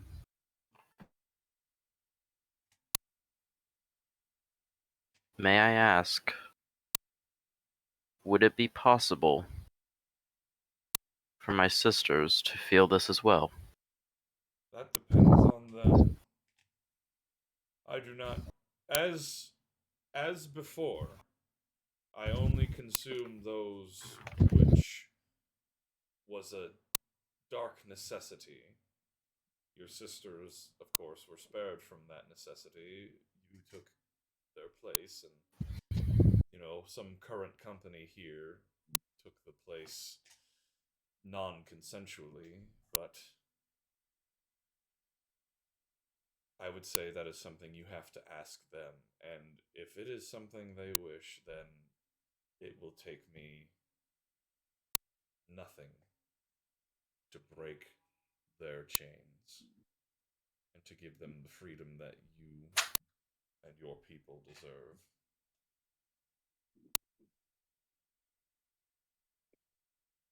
Thank you. I am not wishing to go anywhere except for home at this point. However, and Scout turns back towards the rest of you. My home is situated with a hell of a bar. If anyone needs a drink after this, you're welcome to come with me. Well, I think as for myself, I don't suppose Tharsis, in all your great Goopiness. amazingness, you could locate a certain Tabaxi girl named Karen and place me where she is currently at. I'd like to see her and update her on my fabulous story that she wants to make into an epic poem. She would love this. One moment. He looks to you, Scout. Like, he says one moment to you, Jack, and then turns to you, Scout, and says, if your sisters do want the gift and liberation of speech and flight, all you have to do is call out my name and tell me to come, and I will be there. And I will be here if you ever need me again in the future. I appreciate that, friend. Are you ready to go? And he raises his hand. Yes. Farewell. I... Scout, you disappear. Jack, do you step up? Yep. Alright. Jack, you step up and he says, Jack Shellington, you've had quite a journey for someone so young. Mm-hmm. You've dealt with much torment and much grief. And he raises his left hand and Jack does the same, kind of glancing down at it. well, hold on. He lifts. God damn it! I can't grab it. Move it. Move the thing. Fine. Fuck it. It's here now. He grabs your left hand and brings it forward, and he's hovering it in front of him, and he says, "This prosthesis. Your arm was taken from you, obviously without your wanting. And now you have your own back. How do you feel?" I am kind of just taking it in, and it's, I'm in shock, and yet somehow I'm still managing to carry on a conversation, and I'm not really sure how I'm doing that, and I'm probably going to have another breakdown, and oh my gosh, I am going to be unbelievably happy, but right now I'm still just, thank you so much for this. Thank you for making me whole again. It was you and your friends that made me whole again. And I guess technically more so than whole. I am now more than whole. I am everything. And it is quite a difference to what I experienced before, which was darkness and sadness. And I was alone. And I felt like, quite literally, the last of my kind. Which I may be a human, I still was the last of the Tharsians. And your history, well, everyone here technically knows it, but you also feel like the last of your line, don't you? Yeah. Yeah, I do. And it's awfully. It's always been a hole in my heart. If Maybe there I'm not totally. was.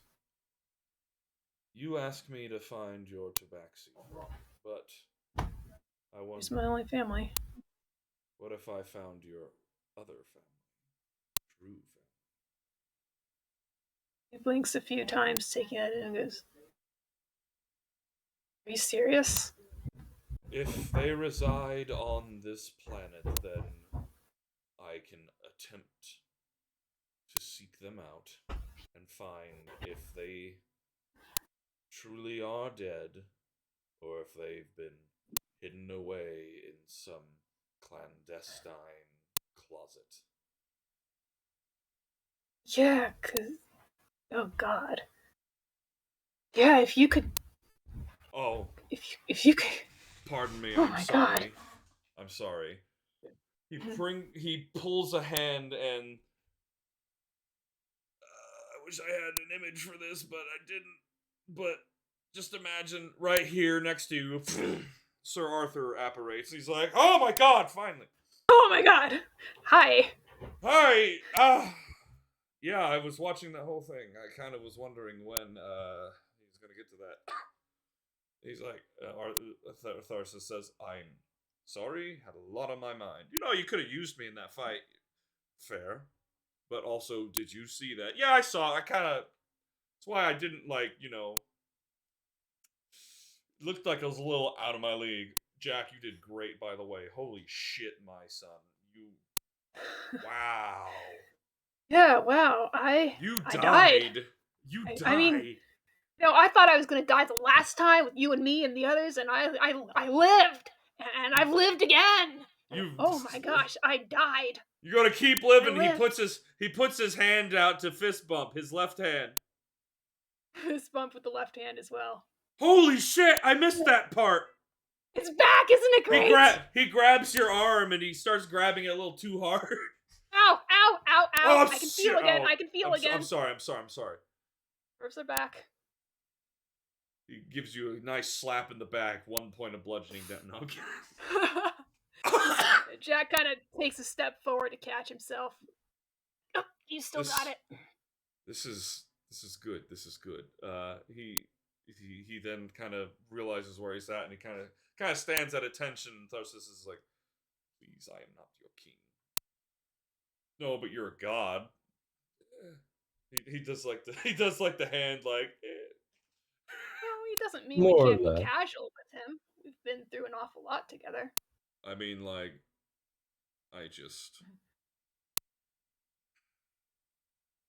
Soon I will expel everyone that I have taken within me and to put them all back to their respective places. It'll take some time because many people over the course of the year and a half that I was here, there was quite a few that flocked to me to apparently escape from what they were dealing with in their home countries, which begs the question, do I return them to whence they came? Or do I make them citizens of my country? I guess it'll have to be a case-by-case basis, but if they came here, if they dropped everything they had to come here on a whim from a voice they heard in their head, which ended with a thinly veiled threat. Well, not really a threat. It was really saying I was going to defend myself, which I did because all the countries then attacked me. They attacked me. I remember that, Guahir. Anyhow. Can Jack come over and kind of pat him on the shoulder? You come up to Tharsis and he feels oddly warm. And then you kind of notice he has this kind of actual glow about him. Like he actually looks like he's some sort of like an angelic celestial being now. Even though it's kind of overshadowed by the throne of 4 dragon skulls he's sitting on. He, now that you've come up to him and patted him on the arm, he brings the prosthesis closer to you and says, "What would you do with this?" Jack kind of rubs his chin and looks at it and thinks about it and goes, "I'm going to bury it for one thing, kind of say farewell to my past, but also play a great practical joke on Karen." Yes. Yes. But what if there was something else that could be done with it? What if... You'll have to spell it out for me. What if this piece of yourself that was used to replace what was once lost, what if it becomes something that could benefit you again, but in maybe more material of a way? I'd always wish I could upgrade it to do something really cool, like... He's holding it like he's hovering it with his right hand. He then takes his left hand again and brings these bad boys over. Now these. Oh yeah, those. Special. We have here weapons of the Sovereign's creation. These are very interesting. They are, he rolls his eyes, an antimatter pistol and an antimatter rifle. Ooh. Intriguing. What does that mean, antimatter? Well, from my knowledge, apparently it has some sort of a devastating effect against any kind of matter that exists within these universes, and it fires... Apparently it fires multiple things. I mean, it was firing necrotic for one, and then it fired the other thing, which seemed to do more damage. But regardless... yeah, gonna be fun practicing with these, figuring out. It seems that whatever they fire have a... apparently should be explosive reaction to when it hits matter in our dimensions. And they have apparently bonded to you as you pick them up to your yeah, probably really shouldn't have, but I did. Well, it seems that the bonding process has ended and that they are now safe for you to wield, if you even feel like they are something you would want. I mean, I used to contemplate going the direction of using a bow or crossbow, so learning some ranged weapons would be pretty cool. Something new to add to my repertoire. And you use a boomerang? I do. Haven't often, but I do. Well, perhaps even if these aren't suitable for you, you can help someone else to use them. It seems that whoever is good at range, you seem more of an up-close and personal type person. But, alas, these are yours for now until you decide to keep them or give them to another. So take them. They are yours. Kind of gingerly takes them, half expecting one to have issues with his new arm. So he kind of takes him, flinches a little. He's like, user recognized. okay. Oh, it feels so good to be recognized. He's still hovering the arm in front of you, and he says, if there was either a weapon or something else that would give you great joy, what would that be? Geez, I mean, I'm overflowing with joy as it is. I mean, I don't know. Would give me great joy. Destroying my enemies would be great, but like that's a long-term goal, and I'll get around to it eventually, and it's my Yes, problem, but not yours. what kind of weapon would it be? Weapon, weapon. I understand a weapon to An destroy. extra arm would actually be kind of cool. Do you think you could make it into an extra arm? You could have 3 arms. I would like to say something first.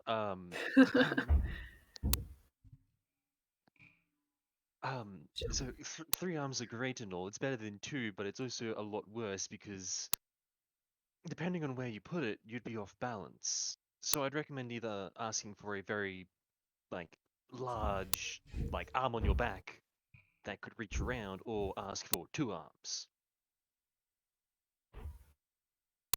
Because just having one extra arm would be a bit. I see your point. I see out your of point. character. I'm just like, we're gonna turn Jack into General Grievous. No. Like,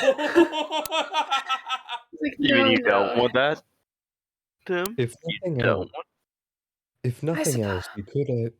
If nothing else, you could end up asking for that arm to instead end up being small attachments on your back that would keep the guns in place when not being held. I have an even better idea. Why not ask open to for a suggestion. special? Why not ask for a special arm arm thingy that grows on your back, which you can attach the gun to, so you don't have to use your arms.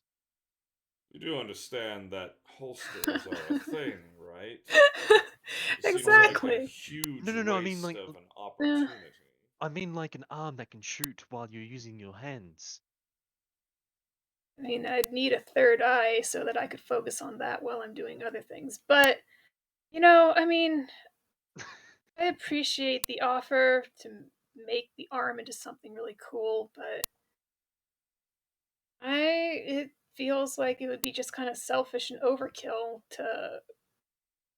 I mean, I got 2 new guns, and you just told me there's a sliver of a possibility my 2 of my family members are still alive. What is the So, weapon you use? What is the weapon you use currently? Let me examine it. Is short sword of wounding. And the other one? Ooh. I got the daggers and the boomerang. Did you make the arm into a sword? That is what I was getting at. Yes, I just didn't know if there was a sword that you had a particular preference to. I had a feeling that was what you were getting at. I just wanted to explore my options. So, what swords do you have a preference towards? Short sword is my preference.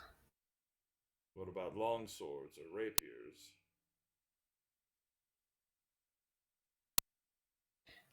I mean, short sword is what I'm used to, but I've sometimes thought about picking up a shield as well, but I don't know. What do you two think? Should I go for a long sword? Couldn't you, much the same as everything else, ask for experience?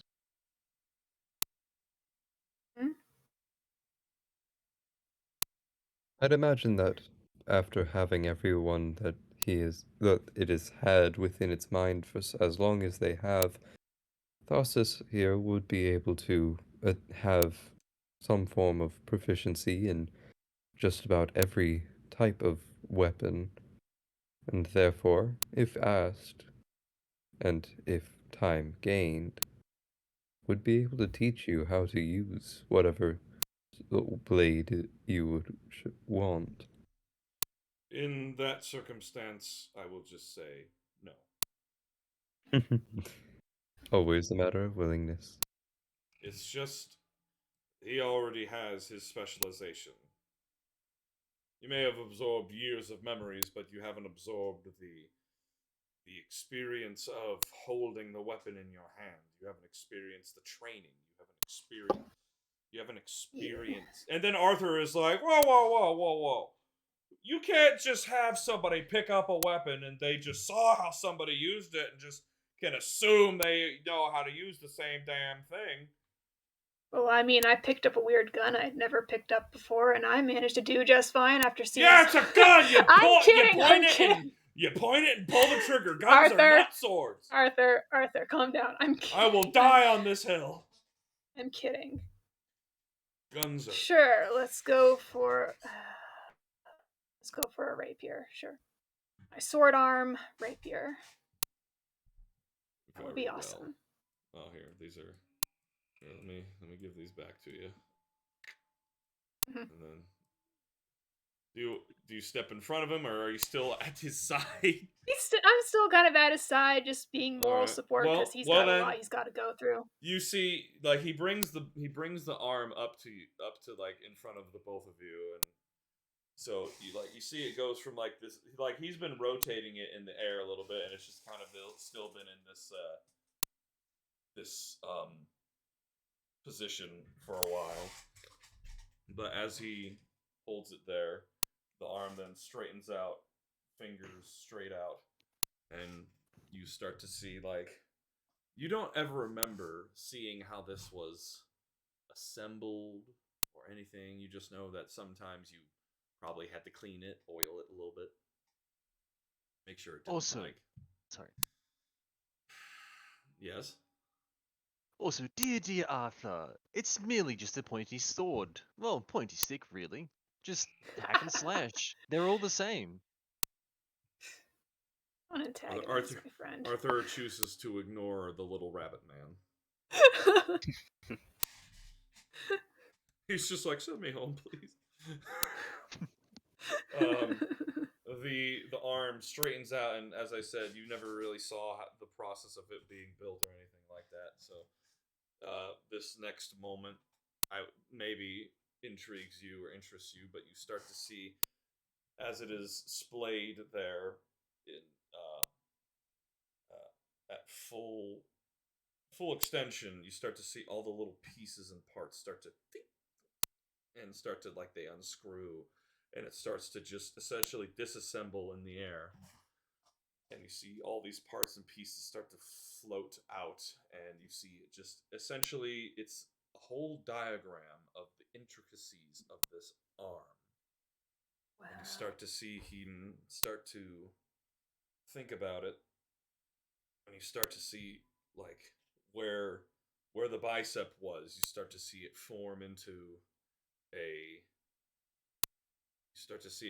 form like a pommel, and then a handle, and then you notice that you may or may not have seen someone forge a sword before, and how it's a very it's a painstaking process. There are things that can go wrong, but if you're a professional, most of the time nothing's going to go wrong.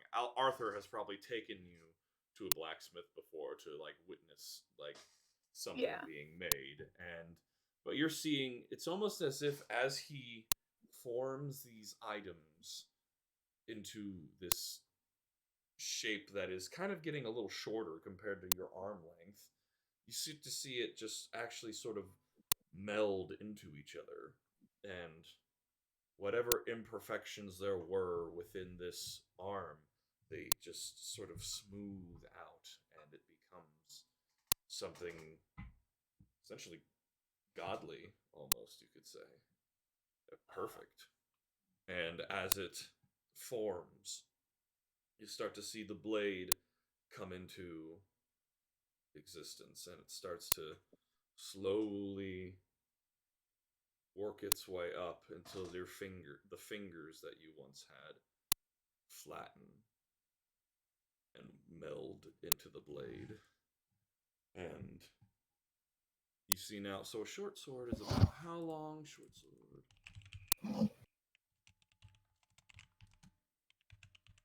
This is pretty boss. It's 12 to 20 inches, so where's my tape measure? Don't have it. It's fine. Anyhow, it's about like there, without my hand. So you see this I'll just say 20. A 20-inch long blade be formed in front of you, and then you see the the handle. It starts to form into a design, and then the blade itself, the guard itself then takes on a shape, and then the blade itself, it takes on a shape as well, and then you start to see, as the blade is being formed, you start to see these etchings and engravings appearing along the entire blade. And it looks like you would say it's an ancient language, but you wouldn't say that because you know now that it's Farsian. Ooh. And so Isn't that still an ancient language? yeah, well, yeah, but it's not as ancient as you would think because you can all read it because you have, it's in your mind now. Anyhow, we'll get to that in a Knowing minute. it doesn't make it modern. Huh? It's fine the way it is. Shush. Yeah, please be quiet. You start to see these etchings appear throughout the blade, all the way until it hits the tip, and as soon as it hits the tip, you just see it just emanate through the blade, and the glyphs glow like a. So you remember that the clothing he wears is like sort of a regal, a very well. It's a very regal attire. I can't remember exactly if I have here what the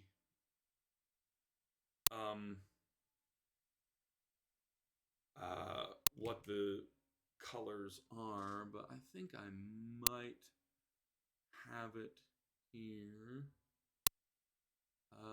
Oh no, I don't. Shit, I really need to come up with the colors for that. Anyhow, the colors of the glyphs are like the trim of his cloak, and the blade itself, the edges.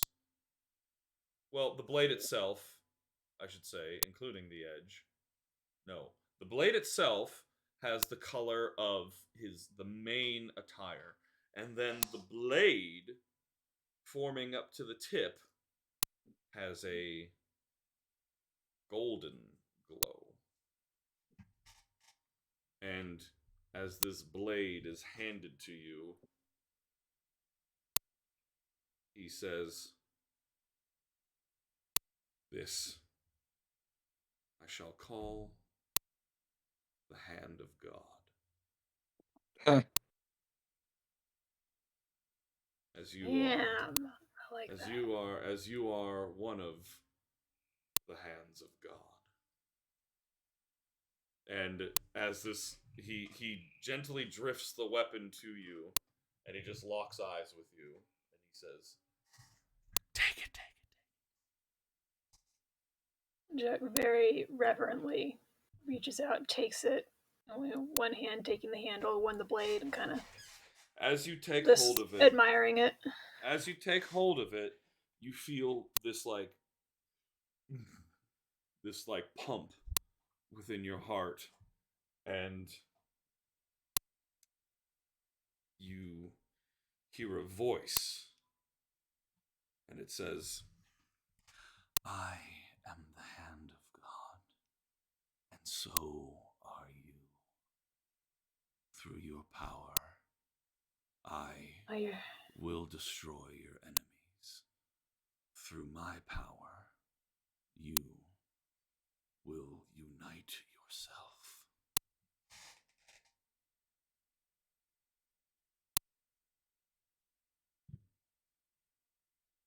Jack takes it very carefully by the handle and lifts it up, point to the ceiling. And yes. No, he doesn't lift it up, but he's got it like his fist is in front of his face, kind of. Yeah, like you hold it out in front of you, like you're examining it, like on the blade's edge, right? How do I explain? Okay, if you're the, holding the point is to the ceiling, but he's kind of you have it so that handle. the width is toward, like the guard is facing perpendicular to you? Yes. Okay, so you're like examining the etchings on the blade. Yeah. So on the etching of the blade, it says, "The hand of God will swiftly slay all enemies of them."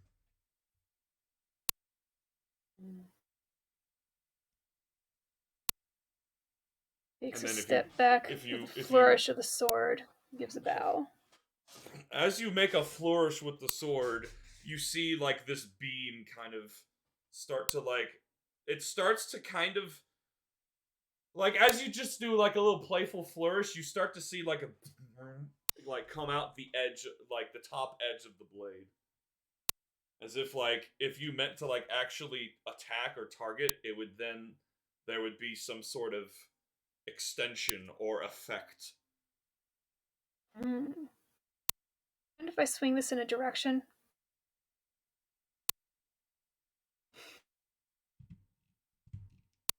Did you say, I wonder if I, what He did said, you say? mind if I swing this in a direction? Like Oh, he's you were not sure literally if something's asking. gonna. Yeah. He's not sure if it's gonna like he shoot energy out or something. He doesn't want to break anything. Kind of looks around and he like looks behind Like I can him. swing it this way or something. He like looks behind him to the big fuck off statue and he's like, swing at that thing. Yes.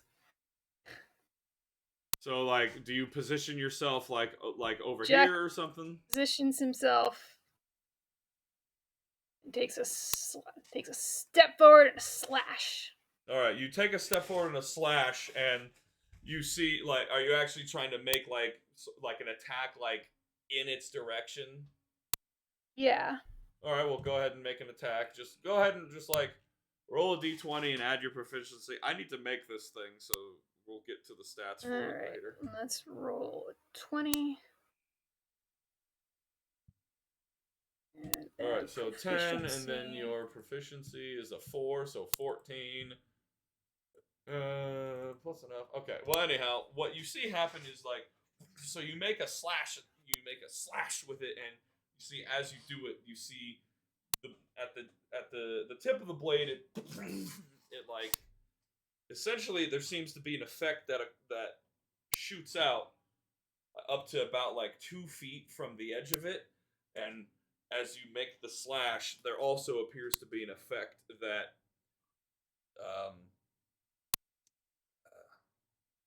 surrounds the front edge that you're slicing with of the blade, and you just hear like a nice hum as it slices through the air.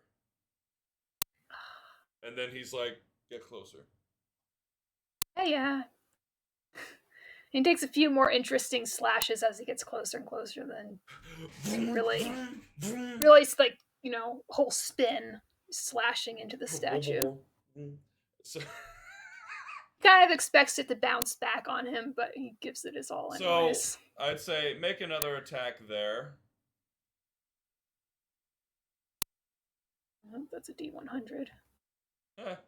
Okay, so as you make another flourish, you're about, you're more than 5 feet away from the statue. And trying to move him closer, but no, stop! Okay, I'm sorry. You were saying. I was trying to show you something. I'm sorry. You're more than 5 feet away from the statue, and you would expect this is a freaking 20-inch short sword. It's not gonna do anything, and you make a slash through, and then you just hear and you see this like glowing slash mark through the statue that you weren't expecting to be there. And if you're, you're 5 feet away from, you're more than 5 feet away from it, and it seems like the blade has at least reached an enemy that is about 7 feet from you. And it also looks like it is just like burned right through the construction of this, object. And so you can start to see that whatever it's made of is starting to like melt where the cut was made and drip until, again, it starts cooling down and then hardens. And now there's just like a dripping cut through the leg of this statue. Oh, that's so cool.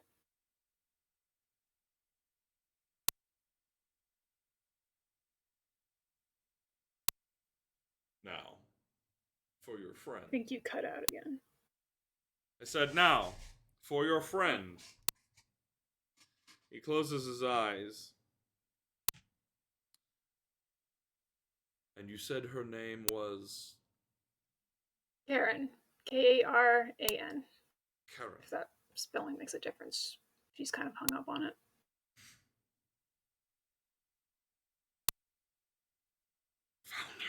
Jeez. Really? Come. Thank you. Before you poof me away, though, he comes over and gives him a big hug. Thank you so much. I love you. Catch you around sometime.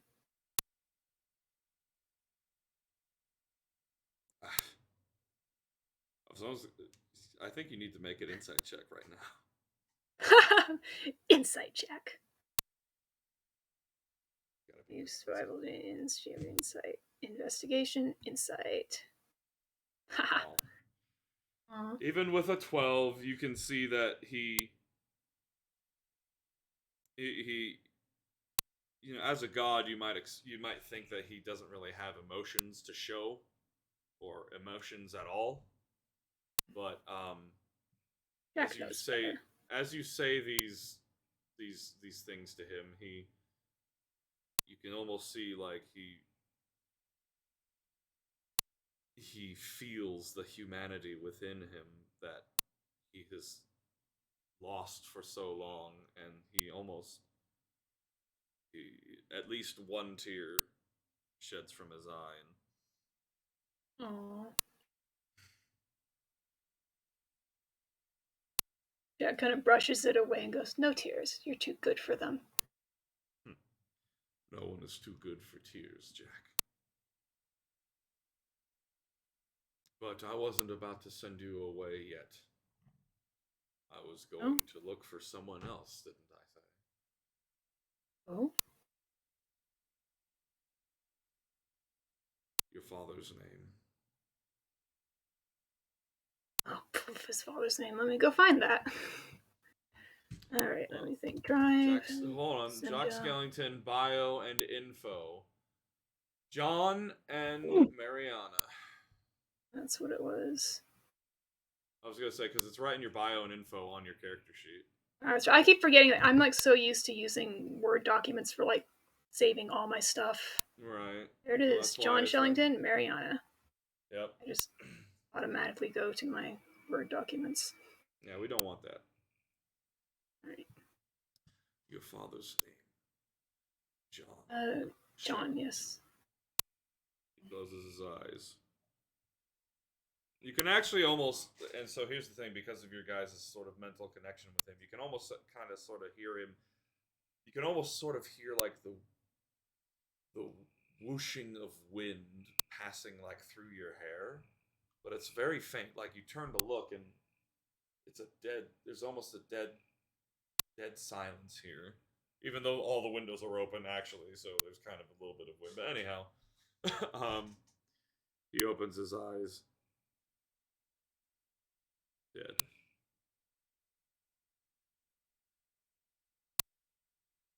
Yep. Mariana Shellington.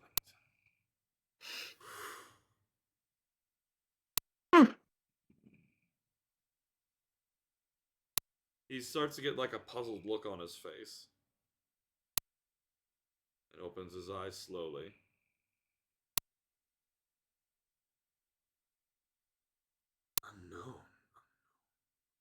Unknown? What about my sister? He looks confused. He's like, something shields my ability to sense them. Which means only one logical conclusion. What? What does it mean? It means that most likely they're alive, but not necessarily here. not like on this material plane. Oh. My powers have not yet come to enough of a fruition to have any sort of play over the other dimensions, but I can be certain that if they were on this plane, and if they were alive, I would sense them, as I did your father. But since I cannot, then they have been hidden away from here. And your sister, Cordelia. Same. It's the same feeling. Jack. Your mother and your sister are alive, but they have been hidden from you. Your enemies have hidden your family from you to make you assumedly an orphan. Wow.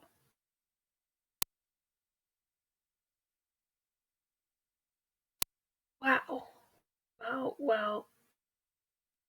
My child, This is more information I don't know how to handle. As of right now, child, you need to go to your friend Karen, and you need to just unwind. Yeah, wow, this is a lot to unwind from. Wow. Thank you so much for all you've just done for me. This means so much that there's a possible hope that they're still alive. Oh my gosh, they might still be alive. He puts a hand on your head, and you feel this warmth, and he says, I love you, my child. Now, you have a friend to see. Well, see you other guys some other time, maybe. Keep in touch.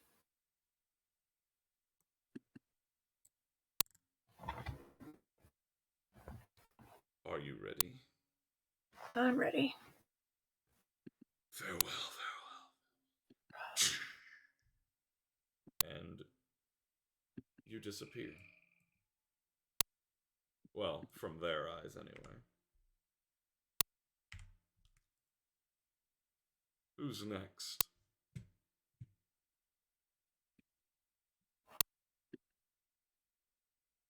Really? We lost the last two? After I'm all still that? There we here. go. There you go, Creo. All right. Who's Hey, next? I'm still here as well. There you go. God dang, nobody said anything. You gave us like less than a full second before freaking out about us not responding. I did not give less than a full... No. I said, who's next? And I waited about probably a solid 3 seconds, and I was like, hello? I was letting the others. I was literally about to say, Fenrir, I know you wanted to go home. You had a pilgrimage to finish. And then I was like, is he going to say it?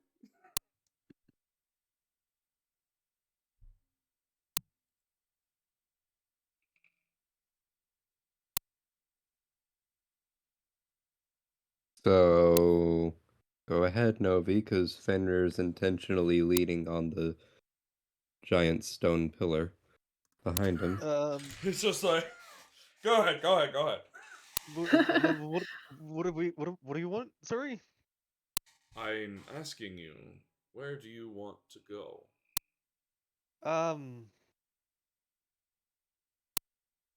You and your people aren't even from here. Well, no, we're not. But I can't exactly make that. We don't have a home to go to. Our home. Where? How am I supposed to answer where I want to go? Well, maybe I'd want to go back to my people? I don't know. I don't know how to answer that. I'm very sorry. it is a difficult question to ask someone where they want to go when all they've known their whole life is bounding from one city to the next. And here in this country in its current state, there aren't many cities to bounce between. You and your family, your people, they're originally from the Feywild. Well, you Right? asked me where I want to go. I Yes. personally just want to go back home. But do we even have a home is the more important question. I don't know, as it's hard to answer. What I would propose to you and to all of your people, if you'd be willing to be sort of my liaison, is I will make Uzmal a home that you could be happy to live in. There will be no more of this prejudice, hatred, just due to not knowing who you are, where you're from. This is not a home that I take pride in. If you all would have my country as your home, then the unfortunate circumstance that brought you here, I will do my best to make the most of it for you all. The biggest thing is I don't know if we could go back to staying in one place. We've, you know, been traveling for quite a while. There's 2,000 years. yeah, It certainly is a tradition by now, isn't it? tradition is very light. It's more of a way of life at this point. Well, again, if you speak to them and tell them of the new coming, of the return of Tharsis of Thelston, and if you and your people have stories that they have passed down, they, even in those stories, they probably wouldn't know of me, but I'd be willing to speak to them myself if they don't hear your words. I will be glad to talk to them. I can't guarantee that they will all come, and I can't guarantee it would be a peaceful time for us, but I believe it could be possible to happen. Do you know where they are now? If you don't, I can find out. I'll be honest, no, there's no way of me knowing where everyone else is, really. Fair enough. What is the name of... Who would be someone that you are sure would be traveling with the group That at I large? would. Sorry, could you repeat that, please? Who is the name? What is the name of a person you know would be traveling with the group at large? There's multiple groups, I wouldn't be able to tell you. Ah, so you're all separated. Okay. Well, there's some major groups, lots of small minor groups. It's complicated. All right. Well, how about the group you came from? Your The mother group and I your came father. from? Yes. We can at least start there with people who are familiar with you.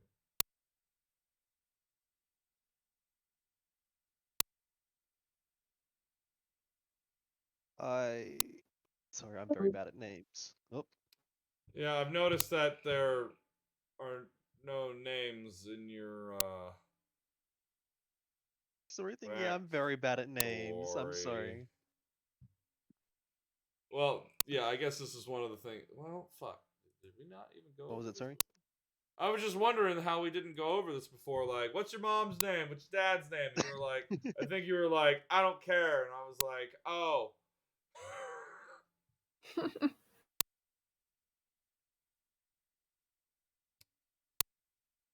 Whoops. All right, here we go. Random name generator. Random name tub, let's go. I always use the fantasy name generator. Yep, there Like it is. all kinds of stuff. All right. Harangon. There it is. Names. Dungeons and Dragons. Aragon. Alright. Male names. So, do you want me to read out some, or are you looking up some as well? I'm gonna look them up, but you can read out one if you want. Okay. For your father, I've got Avenar. Maybe, I mean, that does actually sound like a good name, Avanar. it's Avinar. I'm going to add it to your freaking backstory.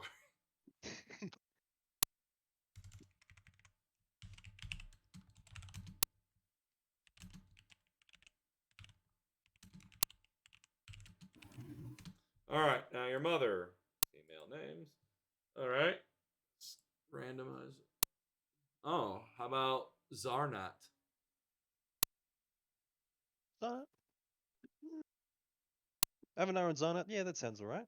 You know what's funny? Where is What? N on the alphabet? I have no clue. A, B, C, D, E, F, G, H, I, J, K, L, M, N. That's 13. How many letters in the alphabet are there? 24? I thought it was 26. My bad. 6. Yeah, 26. N is 14th, but it's super close to 13, so that's really funny. Anyways, Arnett. It's like they literally named you a letter like in the middle of the alphabet. That way they covered A through Z. Oh, that's funny. That's very cool. I like that. All right, anyhow. So,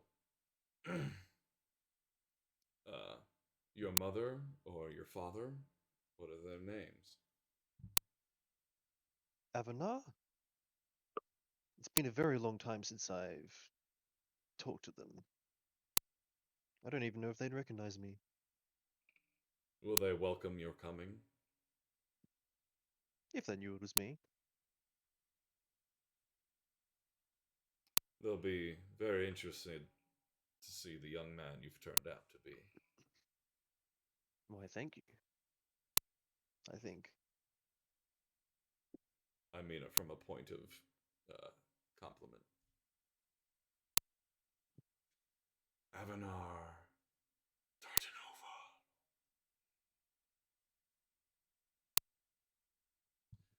I've located them. They currently are traveling along the northwestern roads leading to... Why are all the names gone? Leading to like Backstale and another one. Why are the names gone? That ain't right. What the hell? That's not good. Anyway. Yeah, so they're traveling along, he says they're traveling along the road, it's the northwestern road in Allery Scary that leads to Backstale, and it travels from like northeast to southwest. He says, are you ready to go? Yeah, I guess.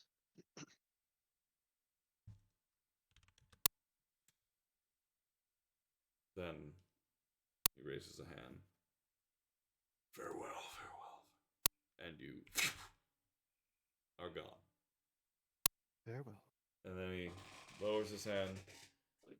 Fenrir Mason, you've waited quite a while, haven't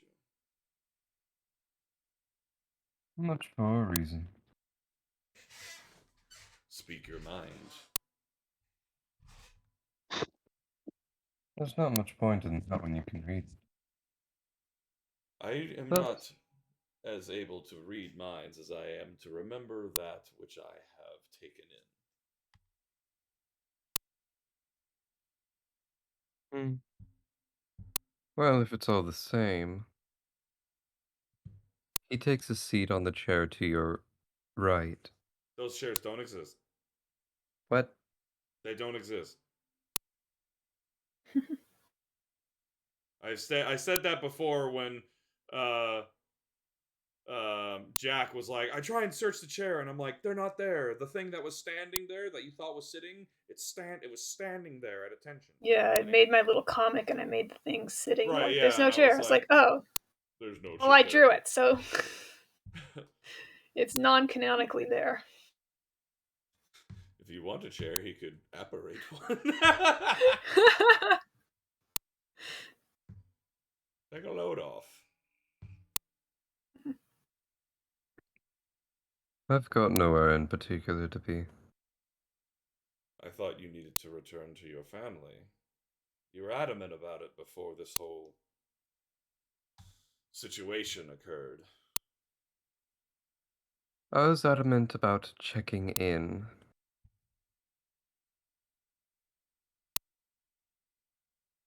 Fair. All I really need to do is have them know that I'm still alive. You're allowed much freedom, aren't you?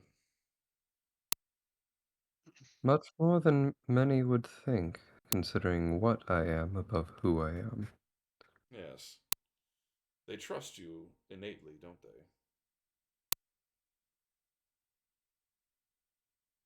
They treat me as a person before a child.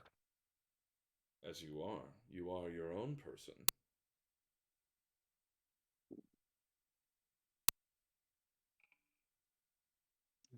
Well, how would you wish to let them know?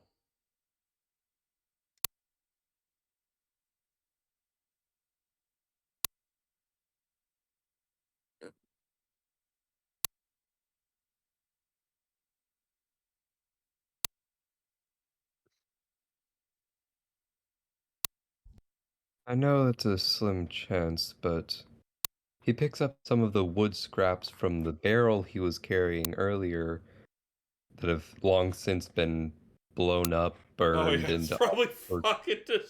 all sorts of decayed up You- from here. Mending. Would you mind restoring this barrel I ended up getting from that one tavern? It's done. It like you're picking up the pieces and it just becomes it like reforms right in front of you as you're picking it up. The pieces fly out of your hand and it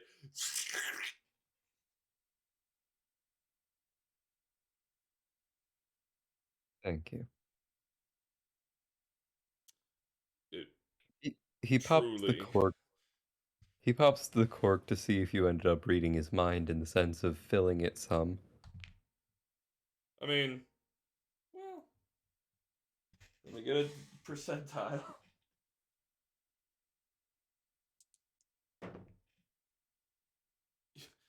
With a 50 with a half and half with a 50% chance of him knowing you'd want it filled, I got a 57. So you pop the cork and it is full.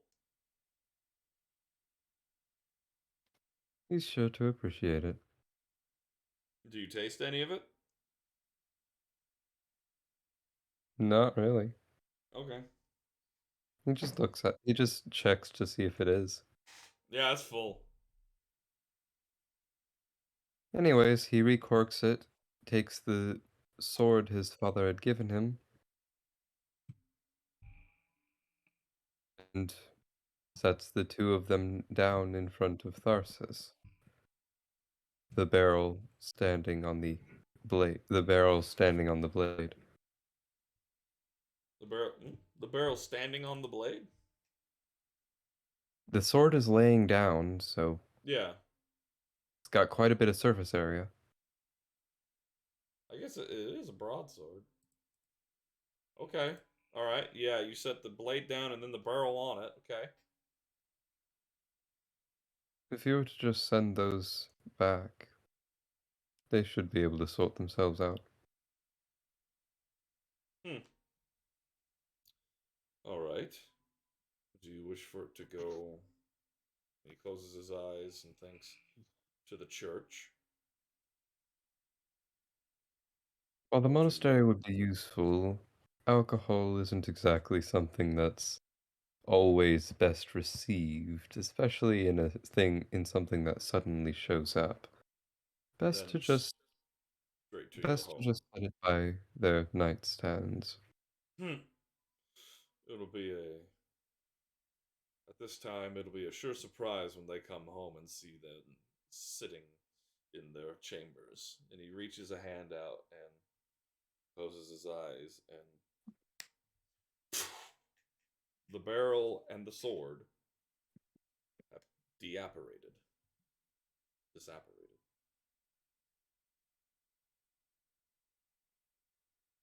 Well, my young friend, what is your plan now? Oh, that much depends on your own. I Well, could go out and explore the world, but I've already seen most of it from the highest view I think I ever will. well, I would say you still have. Well, no, you did go to Drayusala, didn't you? Indeed. Well then, I guess you could be one of the few eyes that sees Uzmal be reformed.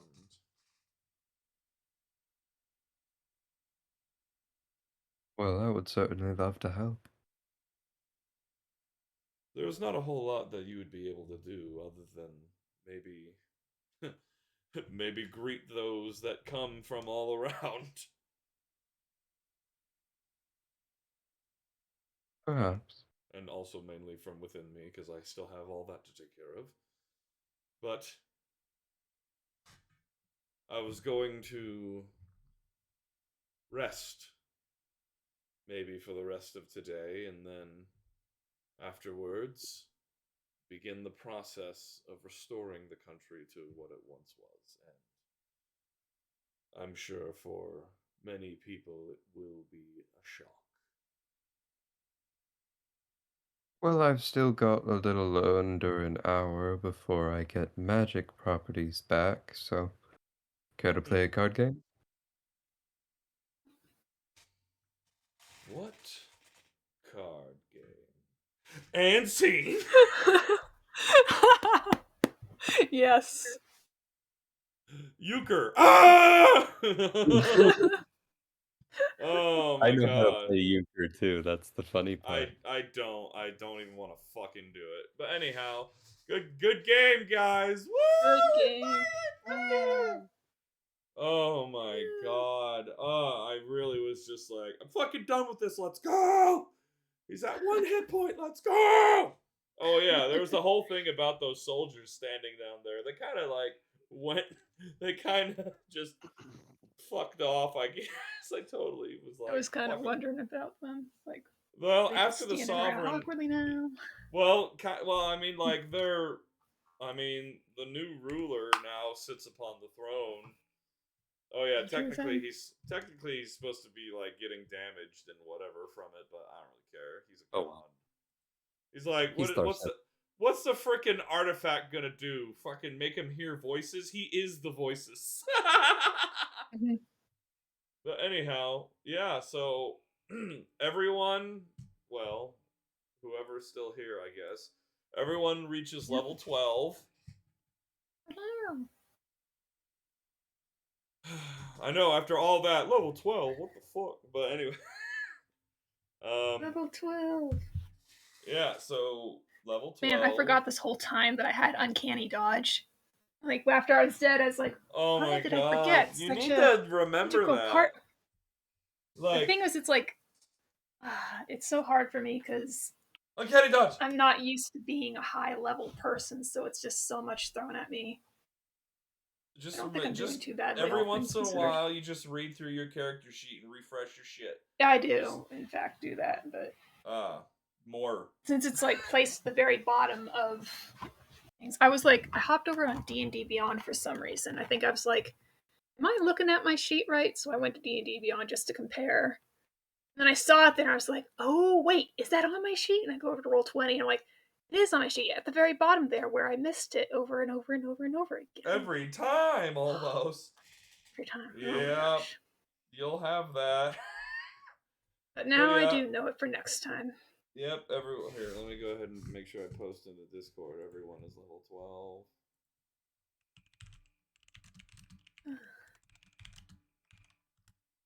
Alright, oops. Hold on.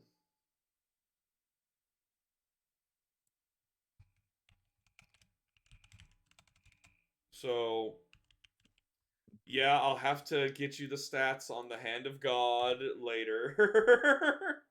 This is so sweet. Literally, I just came up with that whole thing, and I'm like, fuck, this is gonna have to be. It's literally I like how your hand. You've gone from like, you know, regular hand to no hand to prosthetic hand to real hand, and now the Hand of God. Yep. At one point, when like Tharsis said something like, "Since you're one of my hands," I almost want to say 2 hands now. 3, because the sword. Because he had his real hand back. His hand regrown. Like his hand regrown, but now the Hand of God holds the Hand of God. Ooh. Yeah. I'll get you those stats soon. I gotta come up with it. Okay. I gotta make it really good. So to be honest, so to let you know, that is an actual artifact now. I don't know if you know what that means.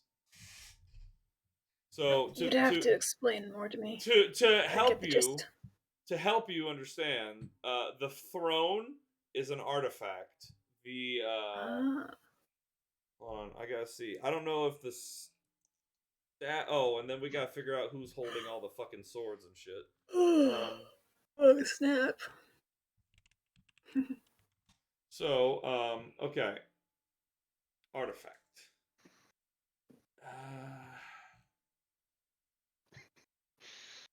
Where is it?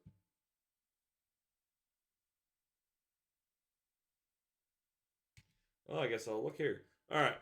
An artifact is a rare and powerful magic item. The means to create artifacts are either unavailable to mortal ken or else long forgotten. Artifacts are often unique or finite in number and cannot be destroyed except by specific means. Wow. Unlike... Okay.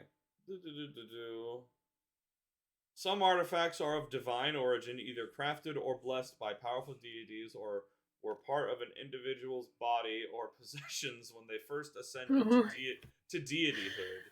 Some were created long ago by means which are merely no longer known, such as advanced legendary magic. Evil artifacts can be created, blah, blah, blah, blah, blah. So, yeah. The best gift Jack has ever been given. Wait until you get your... Oh, never mind.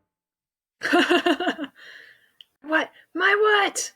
I was gonna say, wait until you're giving your family back. Yeah, really. That'll be the best thing. It's like Christmas and everything on my birthday all rolled into one, and I'm just gonna die of a heart attack. Oh my god. You know what, though? The funny thing is that I thought about is, like, if you guys have, like, a dead body of somebody you know, and you're like, Tharsis, please, I need, please bring this person back. You'd probably be like, yeah, alright. I'd be like, I don't really care. Fuck the gods. They didn't help me when I was in trouble. Yeah, really. There's a new god in town. Yeah, there is. A new god. Literally, he's in that town. He's in that one right there. Oh man, I really need to finish that map of Uzmal.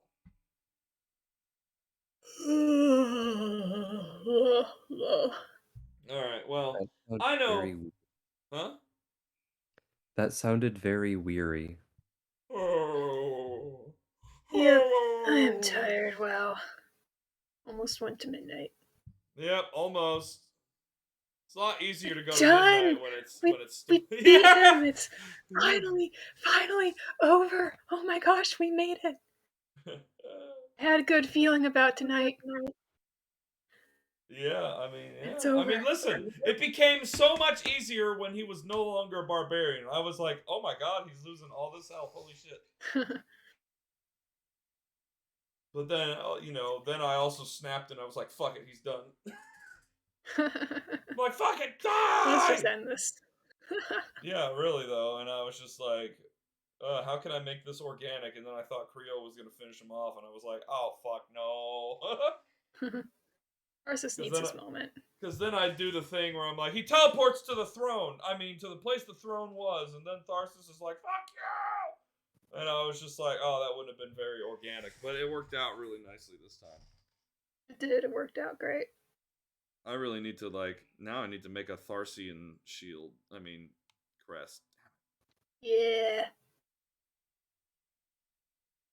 You generally have things that you need to do to catch up with yourself. Every time. What the fuck? Why is it doing that? All right, I gotta go reply to that friend. I think my friend is autistic because I've noticed this as a trend with certain autistic people that I know is they'll write a sentence and then enter it, send it, and then write another one and send it over and over and over again. So this person's probably told me a paragraph's worth of stuff and sent it in 12 messages. Oh, well, sometimes it depends. I mean, okay. I knew another, I was going to say, sometimes I'm a texter where I say, sentence at a time, but then other times I'm the person that sends a whole fucking paragraph. Sometimes I'm generally a whole paragraph person most of the time, but I just noticed this with a couple online people I knew who were autistic, and I just, asked out of curiosity. I'm like, I think you're autistic and that's why you do that, but who knows? It's only a theory. A game theory. But yeah, great job, everybody. Great job, DM. So what's gonna happen is, and I'll tell this to everybody as well.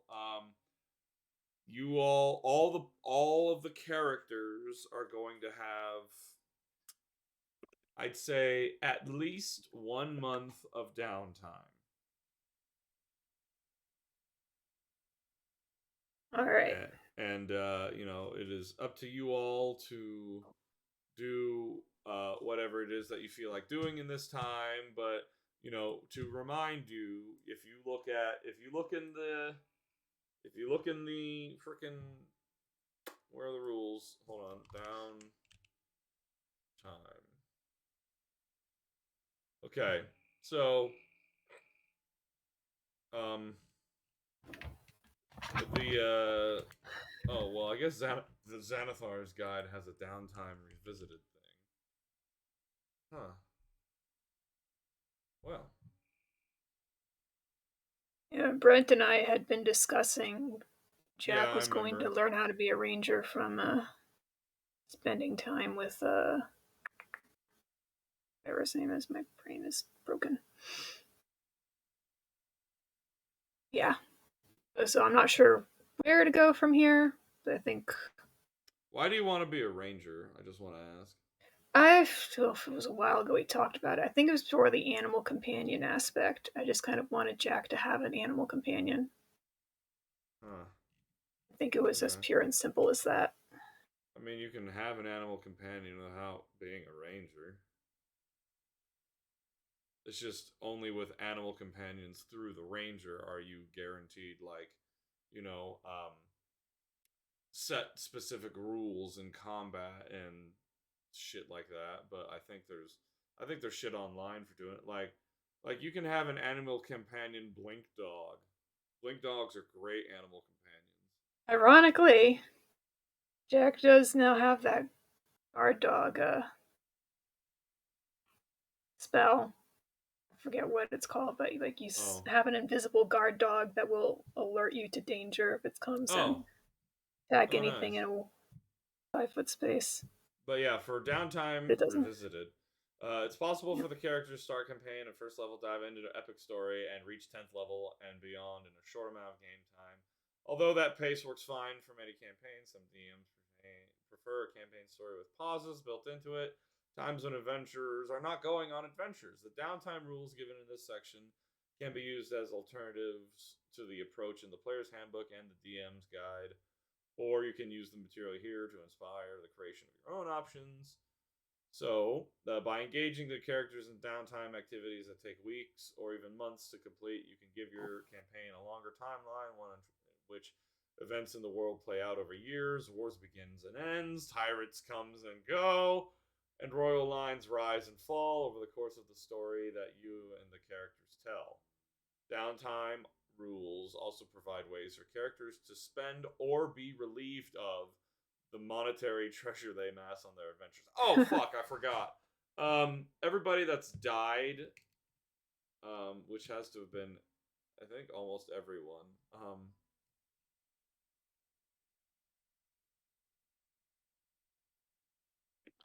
I never died. No, you I didn't. don't I was think. thinking that one. I don't think so. Well, you know what? You guys were healed pretty extensively by flesh tendrils, so it's fine. I was about to give you guys injuries, but it's okay. Well, Anyhow. Jack got like shocked up and down his arms, so his right arm's probably. Ow! Yeah, your left arm is lightning. fine. Now your left arm is tingly because you're right, because it didn't get lightning. Anyway, so there are downtime activities. There's like buying a magic item, carousing. What the fuck? What does that mean? Oh, carousing, crafting an item, crime, gambling, fighting, relaxation, religious. Did you say crying? No, crime. I thought you said crying. I'm like, yep, that's what Jack's gonna do.